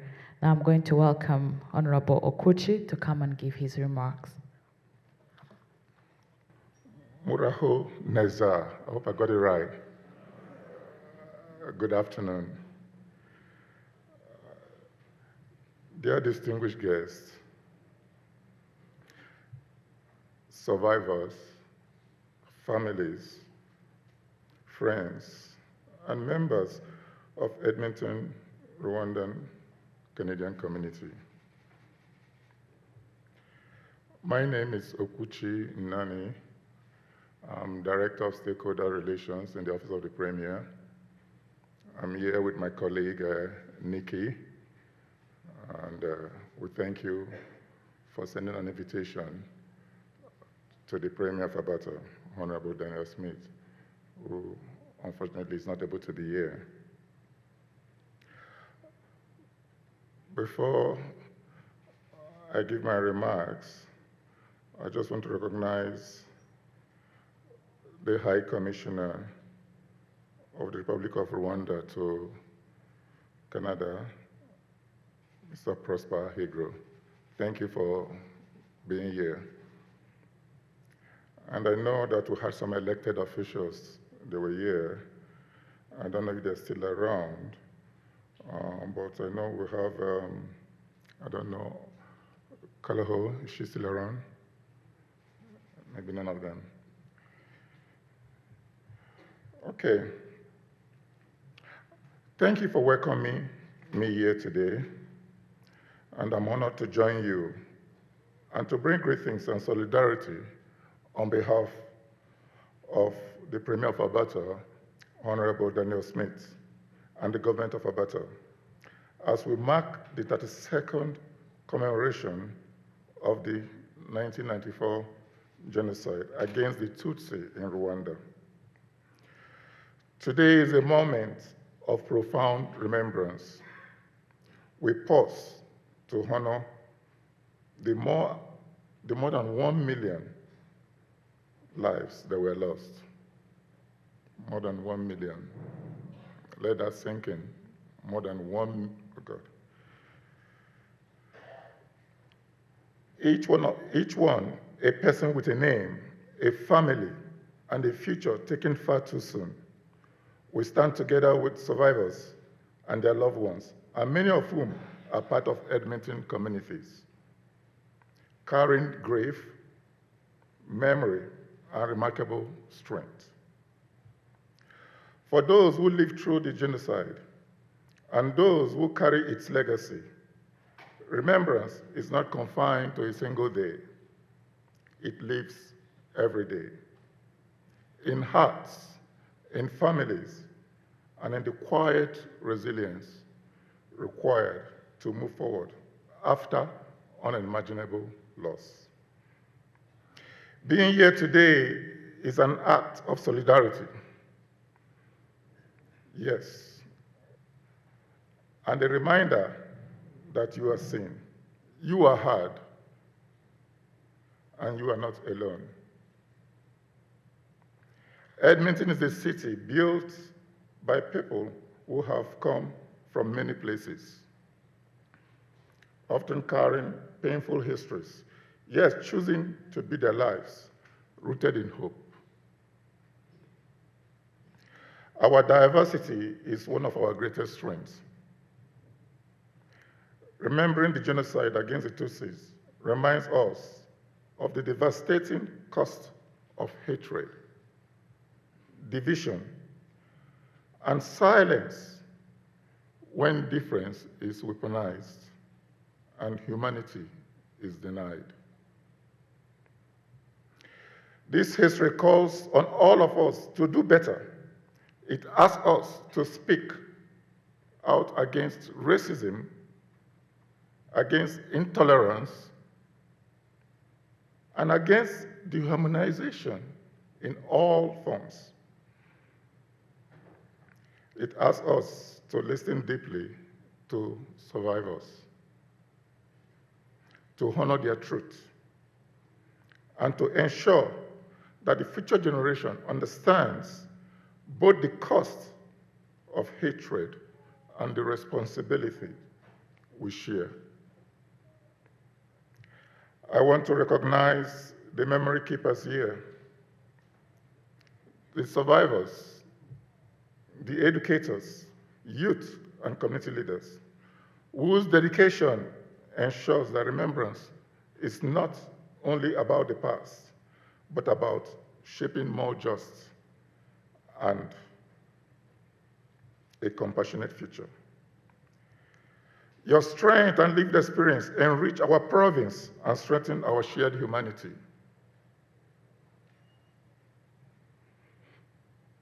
As we reflect today, may we honor the lives lost by how we live now, by building communities grounded in dignity, in respect, and inclusion. And may this moment strengthen our resolve to truly mean it when we say, never again.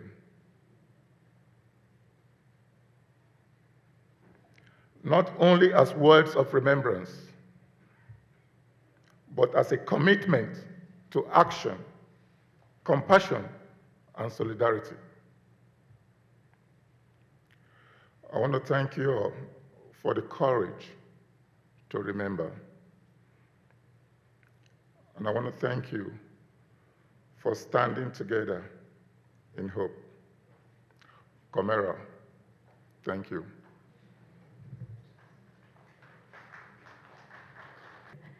Now I'm going to welcome the President of Memory Keepers Association, WAHO, Monsieur Emery, to come and give us his remarks.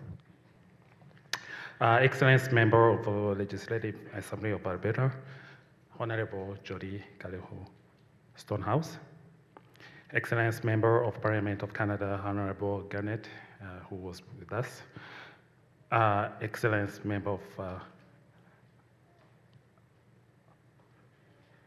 Excellence High Commissioner of Rwanda to Canada, Honorable Prosper Higiro, Honorable Mr. Okochi Nani, and Nick Gokwan from the Alberta Premier's Office.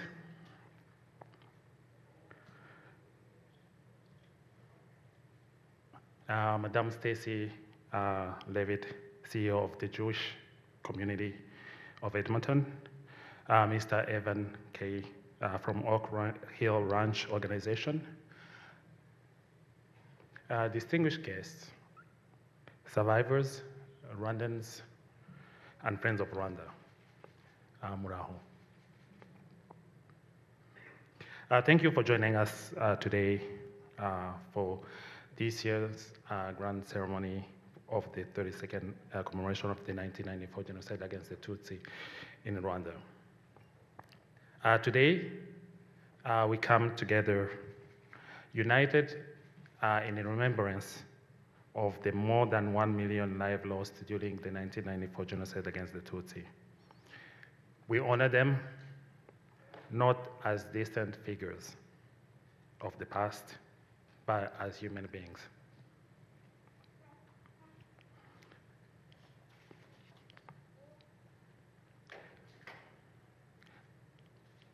They were our parents, children, neighbors, whose dignity was apparently denied. Genocide happens when our moral compass fails, when hateful ideologies proliferate, and when the dehumanization of entire groups of people start to spread. Genocide is always preventable. We know how it happens. When hateful ideologies develop, when hate speech and incitement to hatred intensifies. Preventing and avoiding genocide and mass atrocity crimes requires unwavering commitment from all of us as human beings, from the governments, international communities, civil society organizations, private sector, and beyond, human rights, democracy, and the rule of law. Genocide against the Tutsi in Rwanda reminds us that hatred does not belong to one people or one place. It takes root wherever division is normalized, where differences are exploited, and where silence represses moral courage. These are the dangers that confront all societies, including our own. Today, there is a strong denial of the 1994 genocide against the Tutsi in Rwanda. Despite the proof, tangible proof for its existence. You heard from Teddy's testimony today. Most genocide deniers claim to promote peace, human rights, and true reconciliation.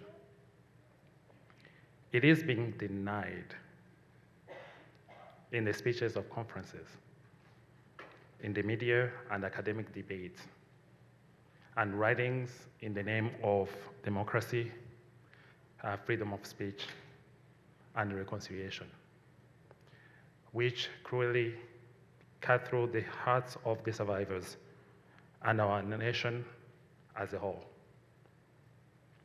Denying this crime inflicts psychological torture on the victims,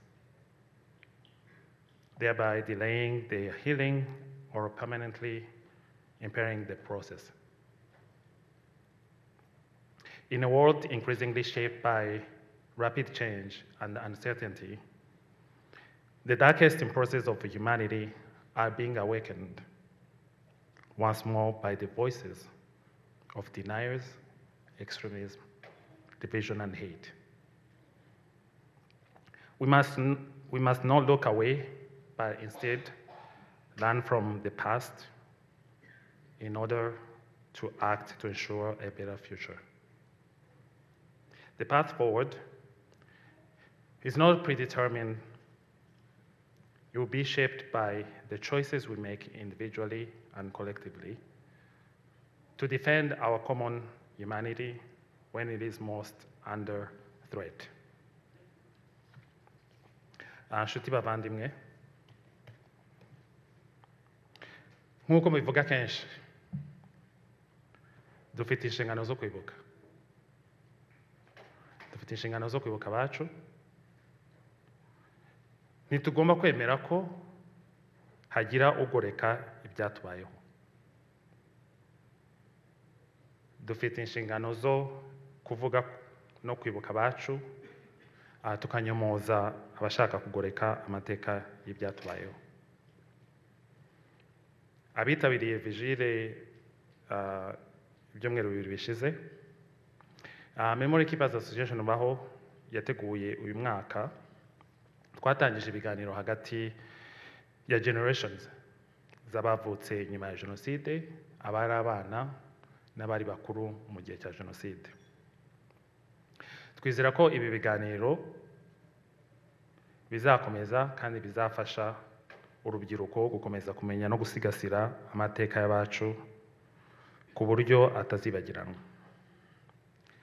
Nagira ngo nsabe buri munyarwanda wese uri muri Edmonton ufite urubyiruko rwavutse nyuma ya jenoside, aya ni amateka yacu, ni amateka yabo. Nagira ngo mbasabe kubakangurira kujoininga MKA baho mu rugendo rwo kumenya amateka yabo no kuyasigasira, bitabira kandi bafasha mu gutegura ibikorwa bya commemoration ngarukamwaka. Together, let us commit to a world where genocide and atrocity crimes are unthinkable, and where, should they occur, they are met with justice, accountability, and the rule of law. I would like to take this opportunity to sincerely thank our speaker today, Emmanuel Turaturanye, who traveled from the US to share and educate us on the wounds we carry, the future we shape. In the same rhyme, I would like to sincerely thank Madame Teddy for a powerful testimony. It takes courage to stand here and share your history. Share what happened to you so the genocide deniers can see that we're still standing and we're still standing strong. Many thanks goes to the young generation who, as well to the, from the partnership with the Inkuru Library for preserving our history through their performance today, inspired by the 2 books from survivors.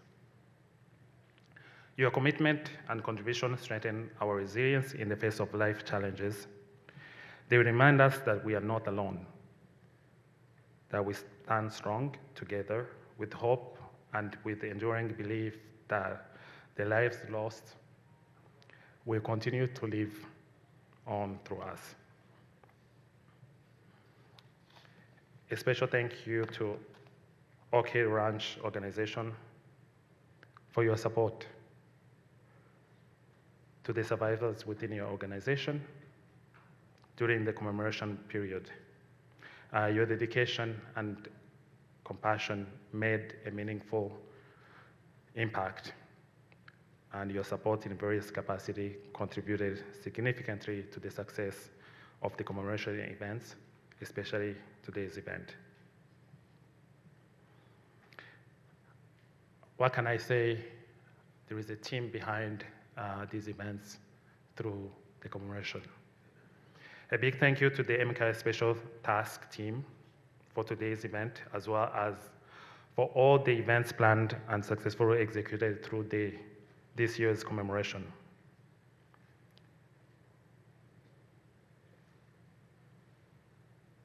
As the president of the association, I'm grateful. I don't take it lightly, the responsibility to lead this association. And that's why I'm taking this moment to thank the MKA Special Task for your dedication and commitment to honoring our people. The effort, coordination, and care you have demonstrated have made a meaningful impact and contributed greatly to the success of these important events. I'd like to also extend our gratitude to High Commissioner's Office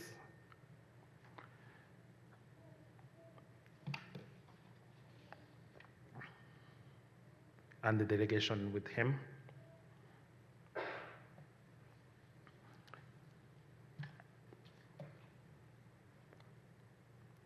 It's a privilege to have our High Commission be part of with us.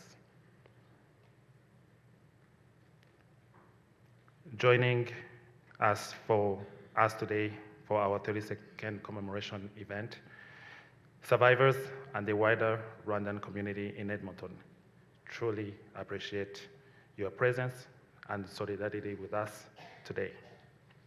Your support means a great deal as we come together to remember, reflect, and stand united. Without further ado, it is my pleasure and great honor to invite His Excellency, the High Commissioner of Rwanda to Canada, the Honorable Prosper Higiro, to deliver his address.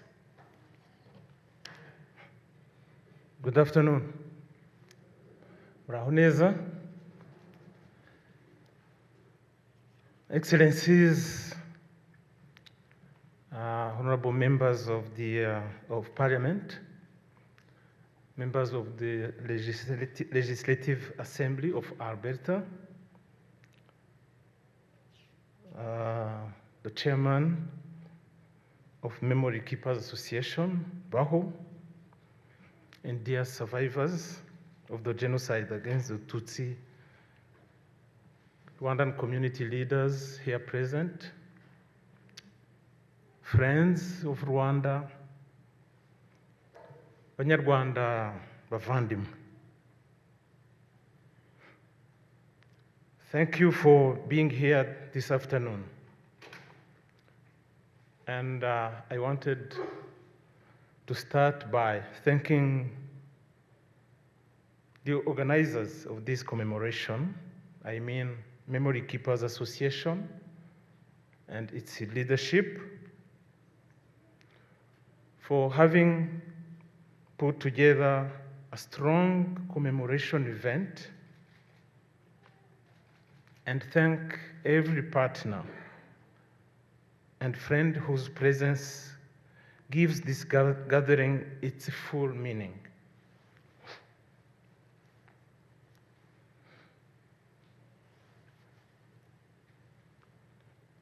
This afternoon,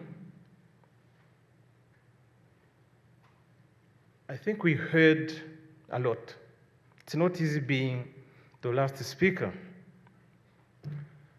So we heard testimonies from various speakers. There were some lecturers. So that's why I have decided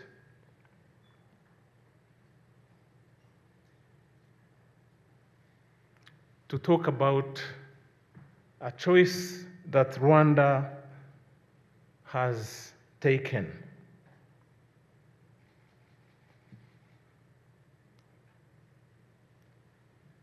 I want to talk about the killings because it has been really fully covered. I wanted to talk about to rebuild. As we commemorate for the 32nd anniversary, we all know that the theme is still remember, unite, renew. So I wanted to focus on the third, the renewal.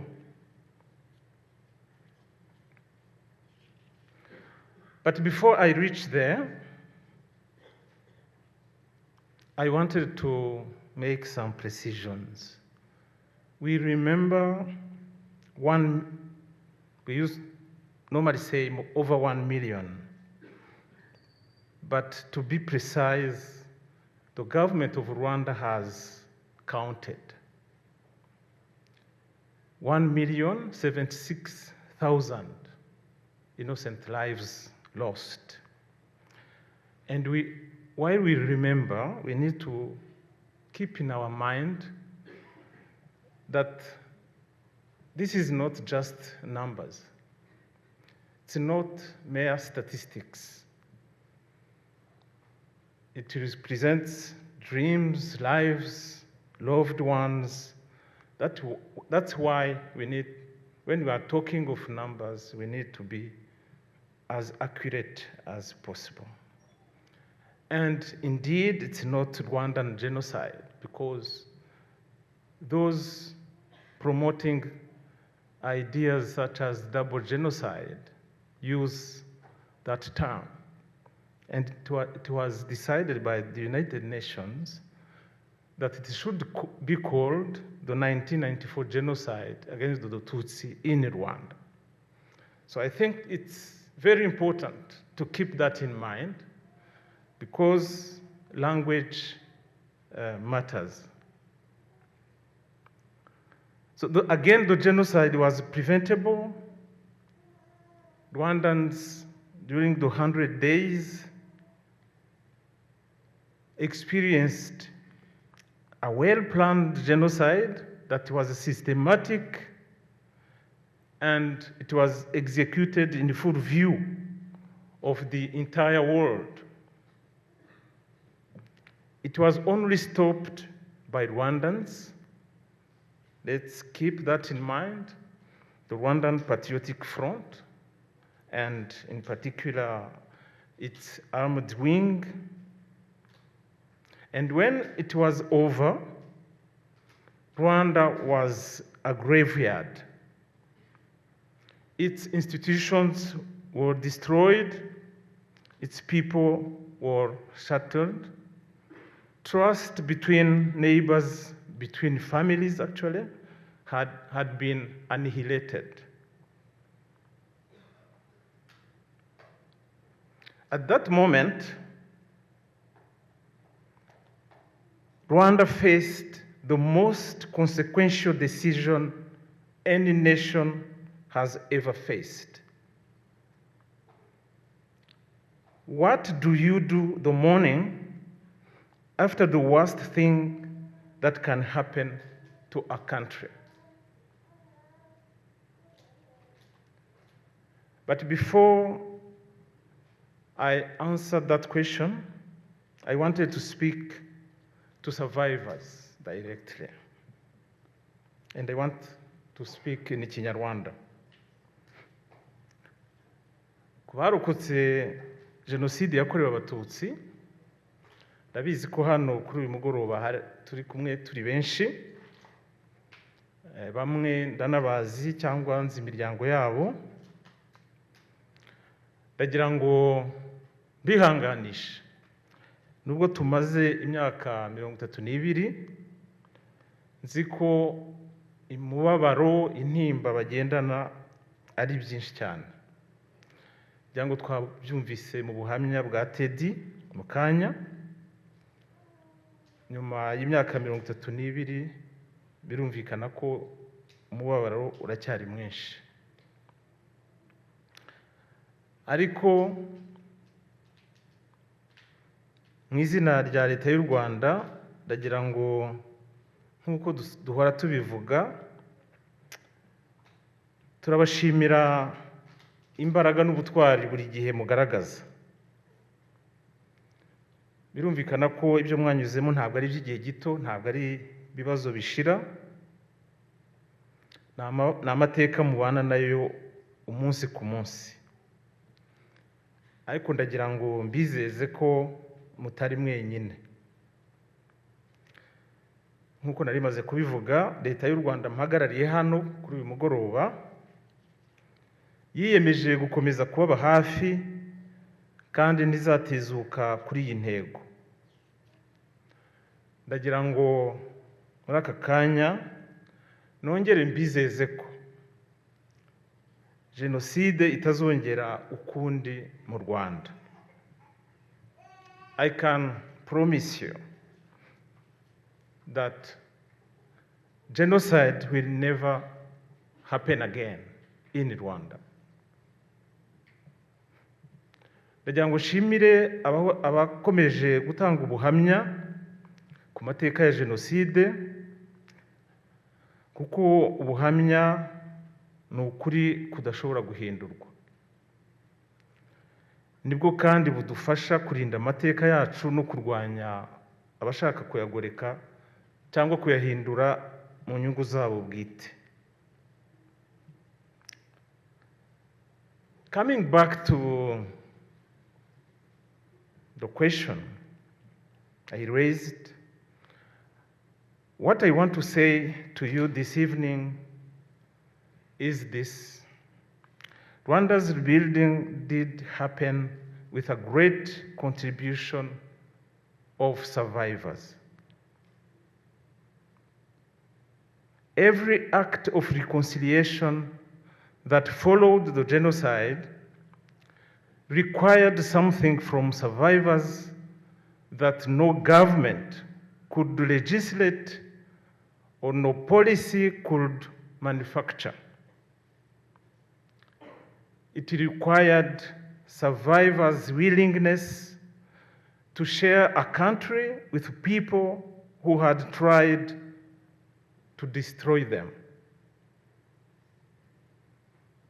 And that is not weakness. That is the most extraordinary form of strength the modern world has witnessed. And we must never allow it to be taken for granted. Excellencies, ladies and gentlemen, the choice Rwanda made was not inevitable. History is full of nations that choose revenge, that choose permanent division, that choose to let hatred define their future.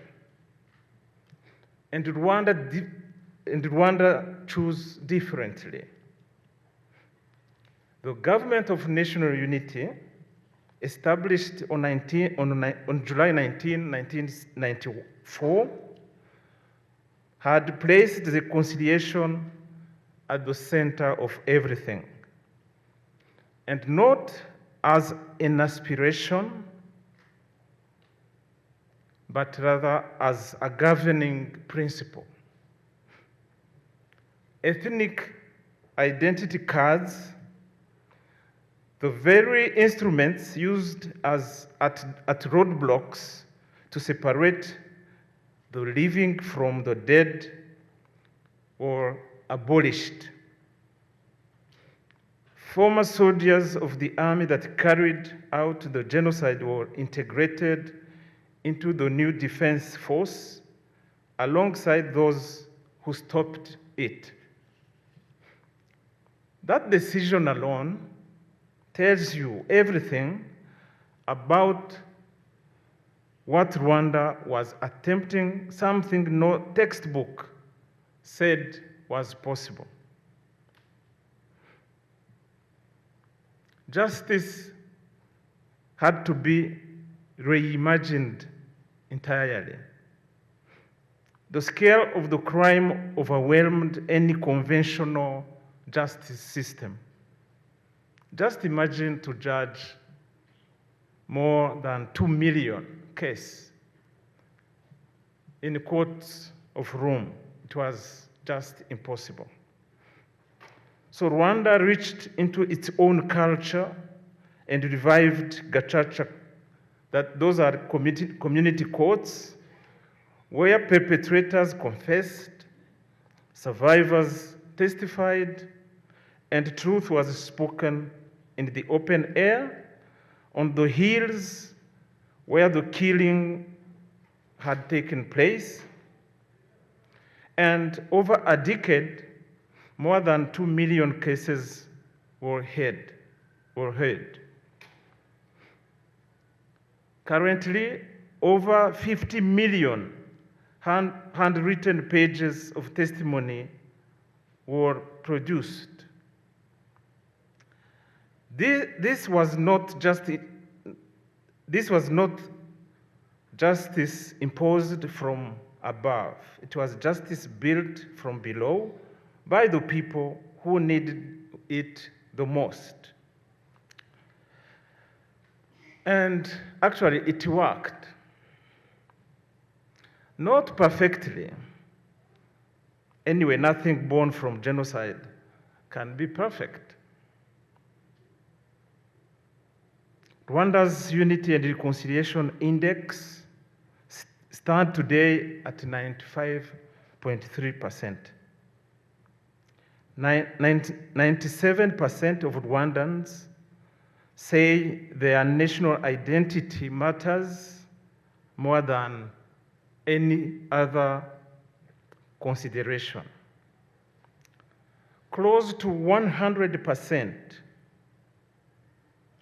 express pride in being Rwandan. And these are not slogans. These are the results of 32 years of deliberate, painful, and courageous work. But unity is not a destination you arrive at and stay. It is a discipline that you practice every day. Currently, the ideology that produced the genocide has not disappeared. It has actually migrated on social media platforms, in diaspora networks, into the rhetoric of political actors in the African Great Lakes region who use dehumanizing language against Tutsi and Banyamulenge communities in eastern part of the Democratic Republic of the Congo.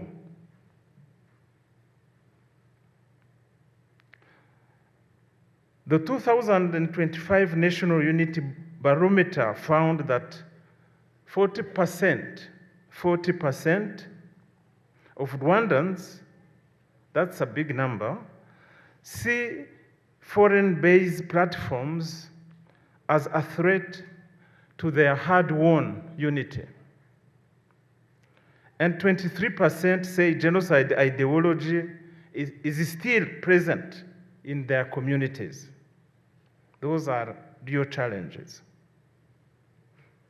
Unity, then, is not something Rwanda achieved and can now take for granted. So there is a lot to be done.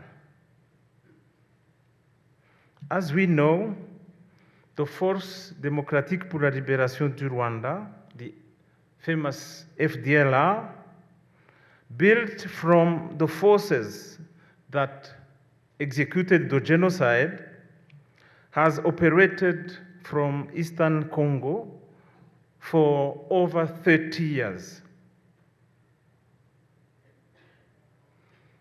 Genocide ideology and genocide denial is still being spread across the world.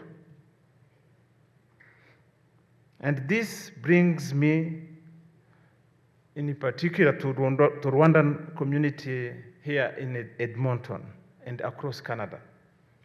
So I wanted first to thank you very much for what you are doing to make sure that Canadian communities understand the history of our country. But I wanted to say that you are a part of this story, of Rwanda's reconstruction. You are not considered as spectators, but as participants. The unity that Rwanda chose in 1994 does not stop at the Rwandan borders. It lives in how you raise your children, in what you teach them about where they come from, in how you respond when someone distorts the truth about your country. It also lives in how you treat each other. Unity is not only a political principle. It is a daily practice in your families, in your communities, in the small choices that no one sees, but that define who you are.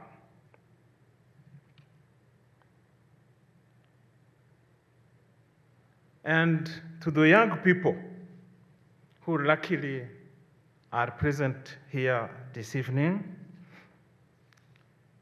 the country your parents or grandparents came from made an extraordinary decision 32 years ago. They decided that the future mattered more than the past, not because the past was unimportant, but because surrendering to it would have meant the genocide has succeeded. So that decision is now yours to honor. Of course, not by repeating what happened, but by understanding what was the choice. And by choosing it again, I mean the renewal, every day, in how you live, in what you stand for, and in what you refuse to accept. That is how you have to live that renewal.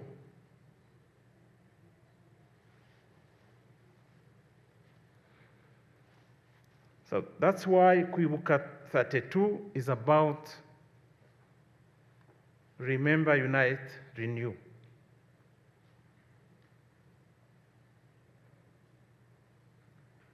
So in conclusion, tonight let us remember not only the destruction, but the decision that followed it. Let us honor not only the dead, the victims, but the living who choose to rebuild beside the very people who had tried to end them. And let all carry that choice forward, because it is the most powerful answer Rwanda has ever given to those who sought to destroy it.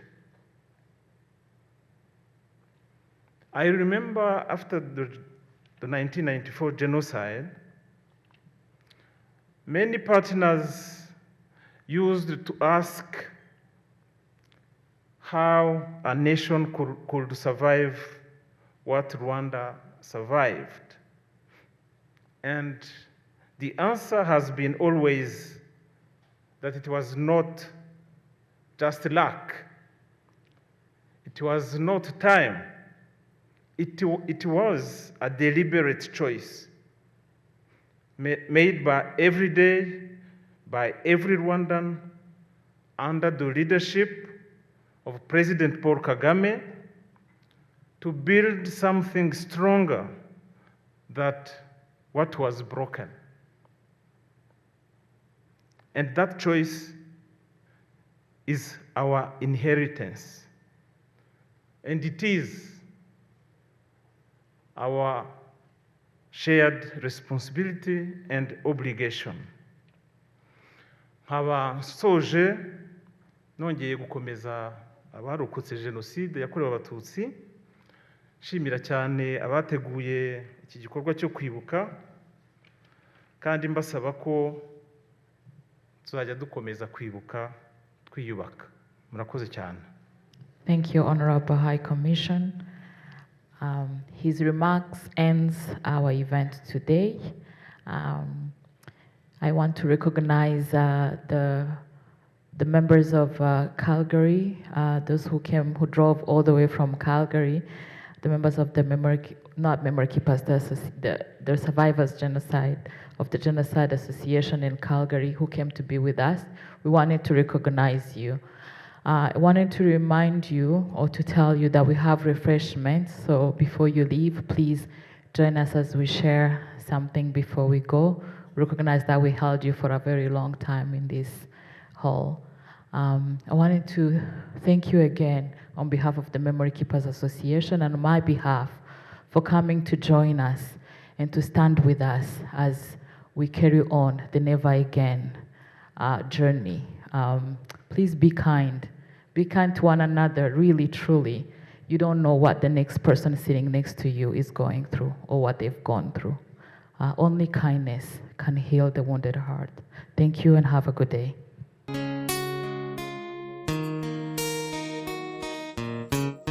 uyahageza ananiwe atabasha no kuvuga kuko we yahageze bamaze kumutema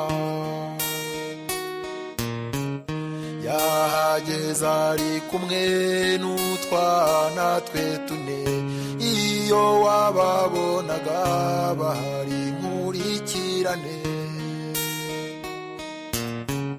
yageze kuri bariyeri abo yahasanze bamukubaho uruziga we yageze kuri bariyeri abo yahasanze bamukubaho uruziga yarafite imbaraga nke maze ariyicarira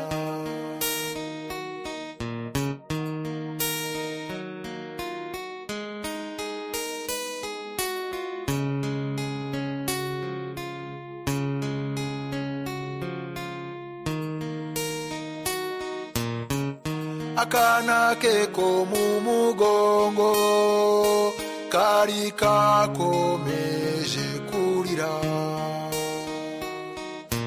kamusabaga ibyo kurya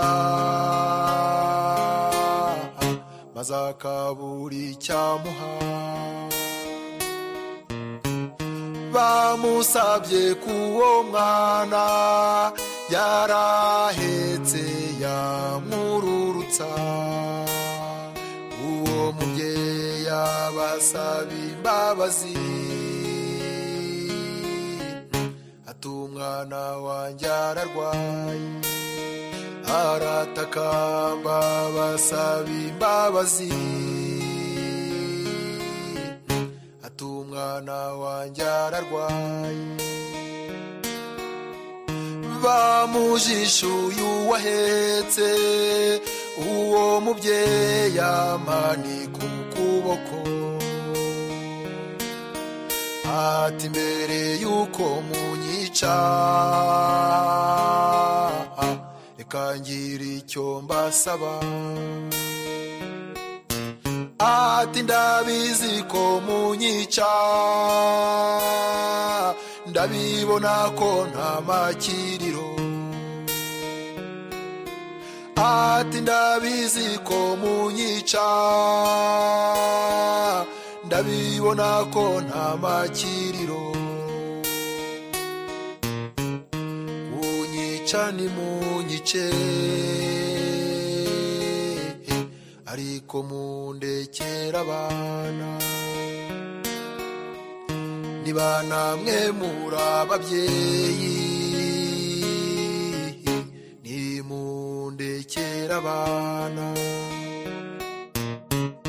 niba namwe mwarabyaye ndabinginze nimundekera abana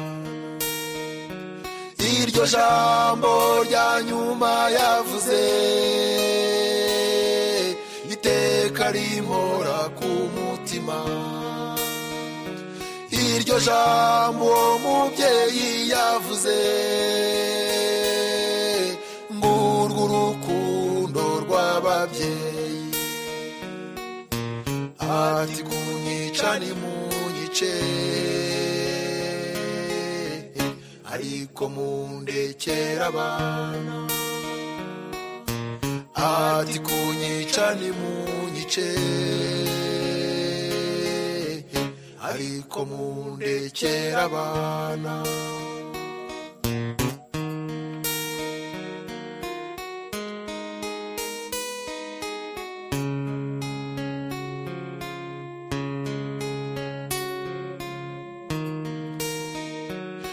uko bakubitaga uwo mubyeyi abana be nabo barabibonaga akana ke kabucura karamuhamagaye akana ke kari igitambambuga karamuhamagaye katari kose mama nk'ubu turaziriki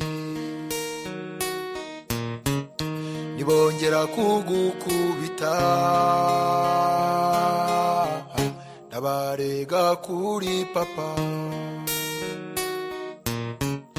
nibongera kugukubita ndabarega kuri papa iryo jambo rya nyuma yavuze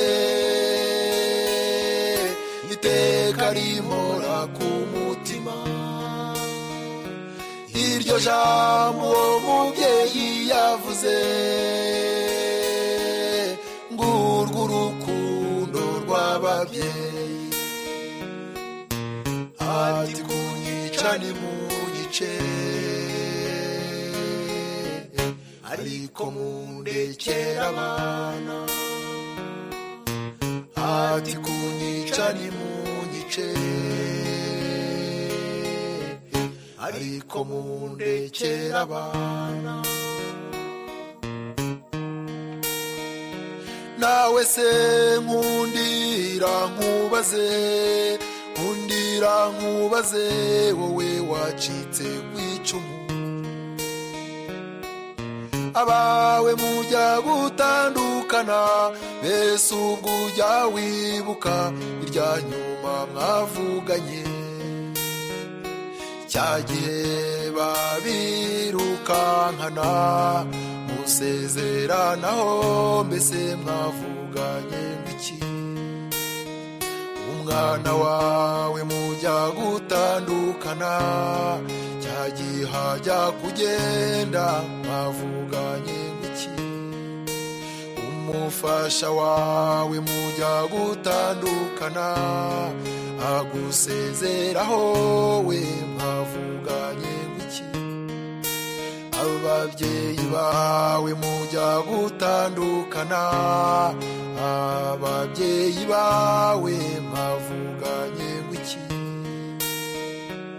iryo jambo rya nyuma bakubwiye ryurizirikana kiriya ni igihango iryo jambo wawe yakubwiye cyagiye hajya kugenda ryurizirikana igihe rigufasha kumwibuka kiriya ni igihango igihe rigufasha kumwibuka kiriya ni igihango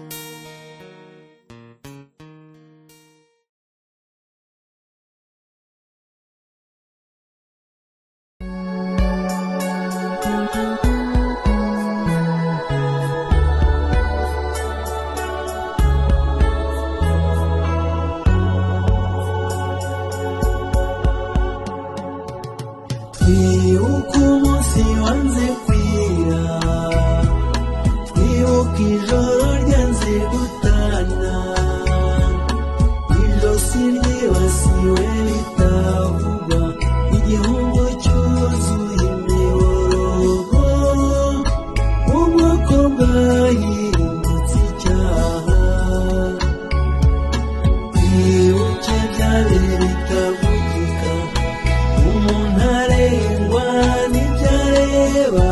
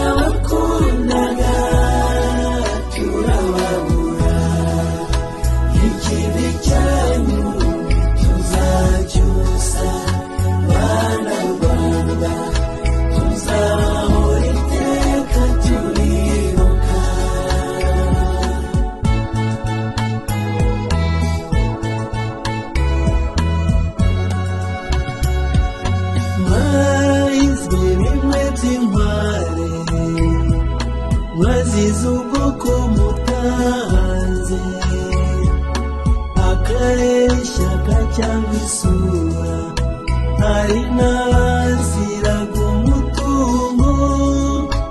U Rwanda rwacu rwaraguwe, abanyamahanga urabuye bari baje bakangata, n'intwaro nyinshi zitabaye, nyamara mwamutuwe bareba, bahura baje bimwe bigayitse.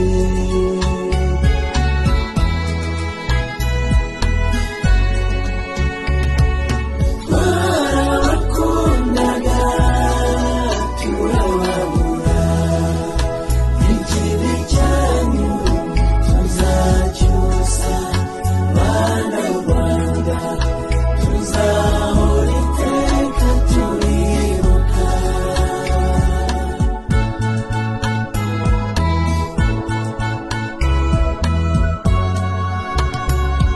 Intango y'ishyano yabaye urupfu, bene Rwanda bapfa bahagaze, gucura inkumbi biba nk'umurimo, abashakanye baratemana, abana bicwa n'abababyara.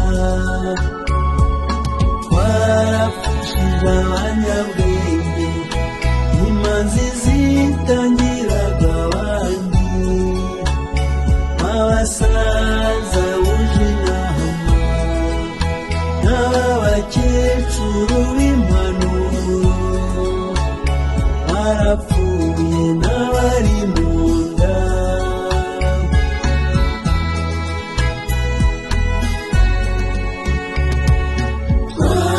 Twarabakundaga turababura, ikibi cyanyu tuzacyusa, bana Rwanda tuzahora iteka turibuka.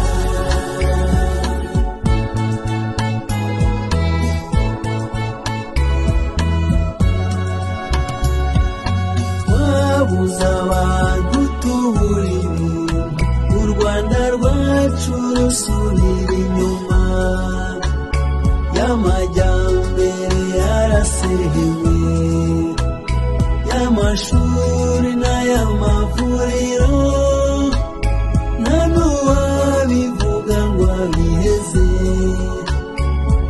Icyabishe nticyarumitse, u Rwanda rwacu ruteze amaboko, uturugarure birashoboka. Hafi aha duhige neza, kandi Imana ifasha abatwaza.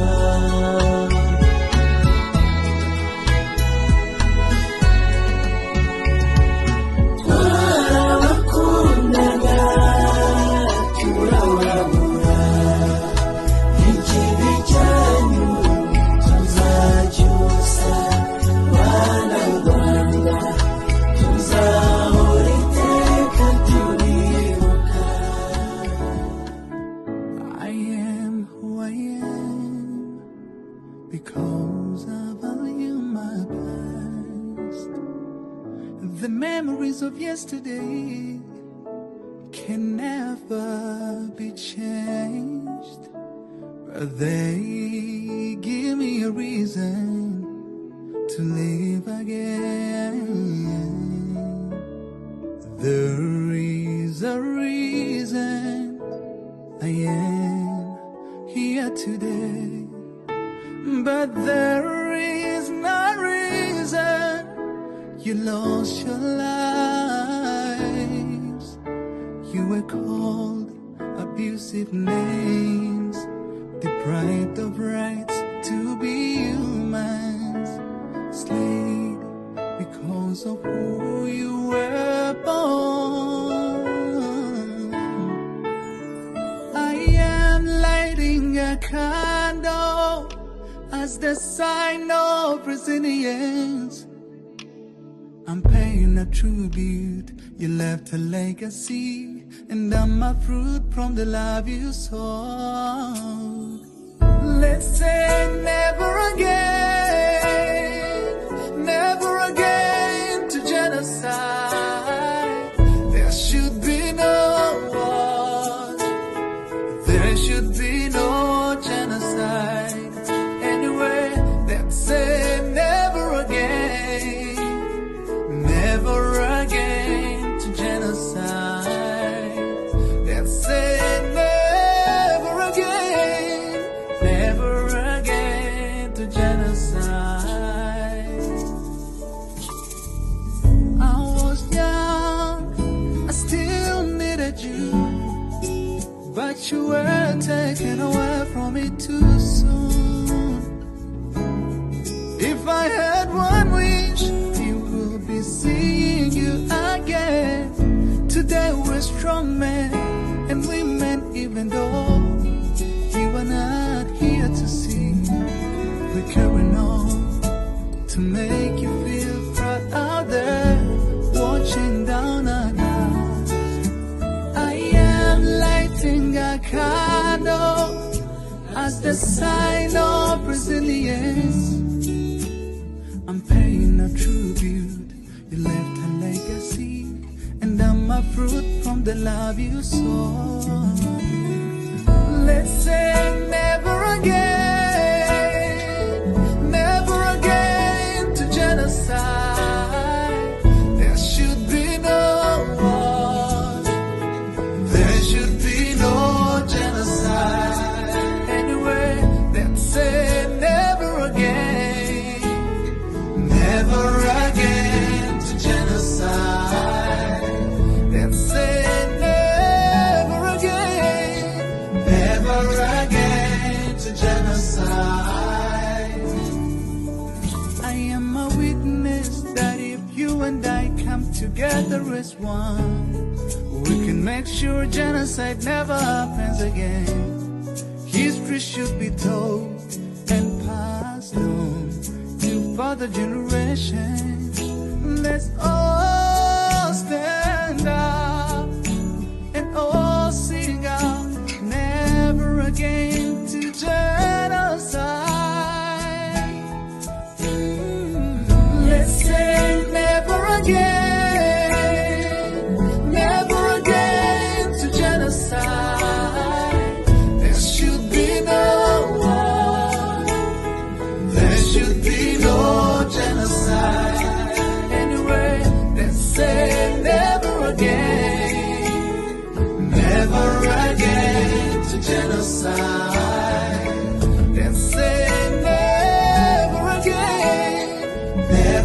again to genocide. We are here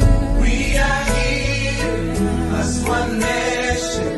We say never again. We unite as human race. We say never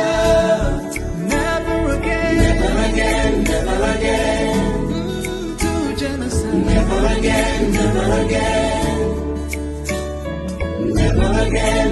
again to genocide. Never again.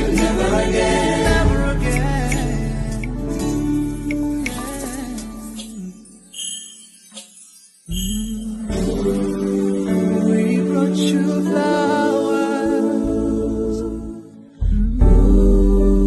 We brought you flowers. We brought you flowers.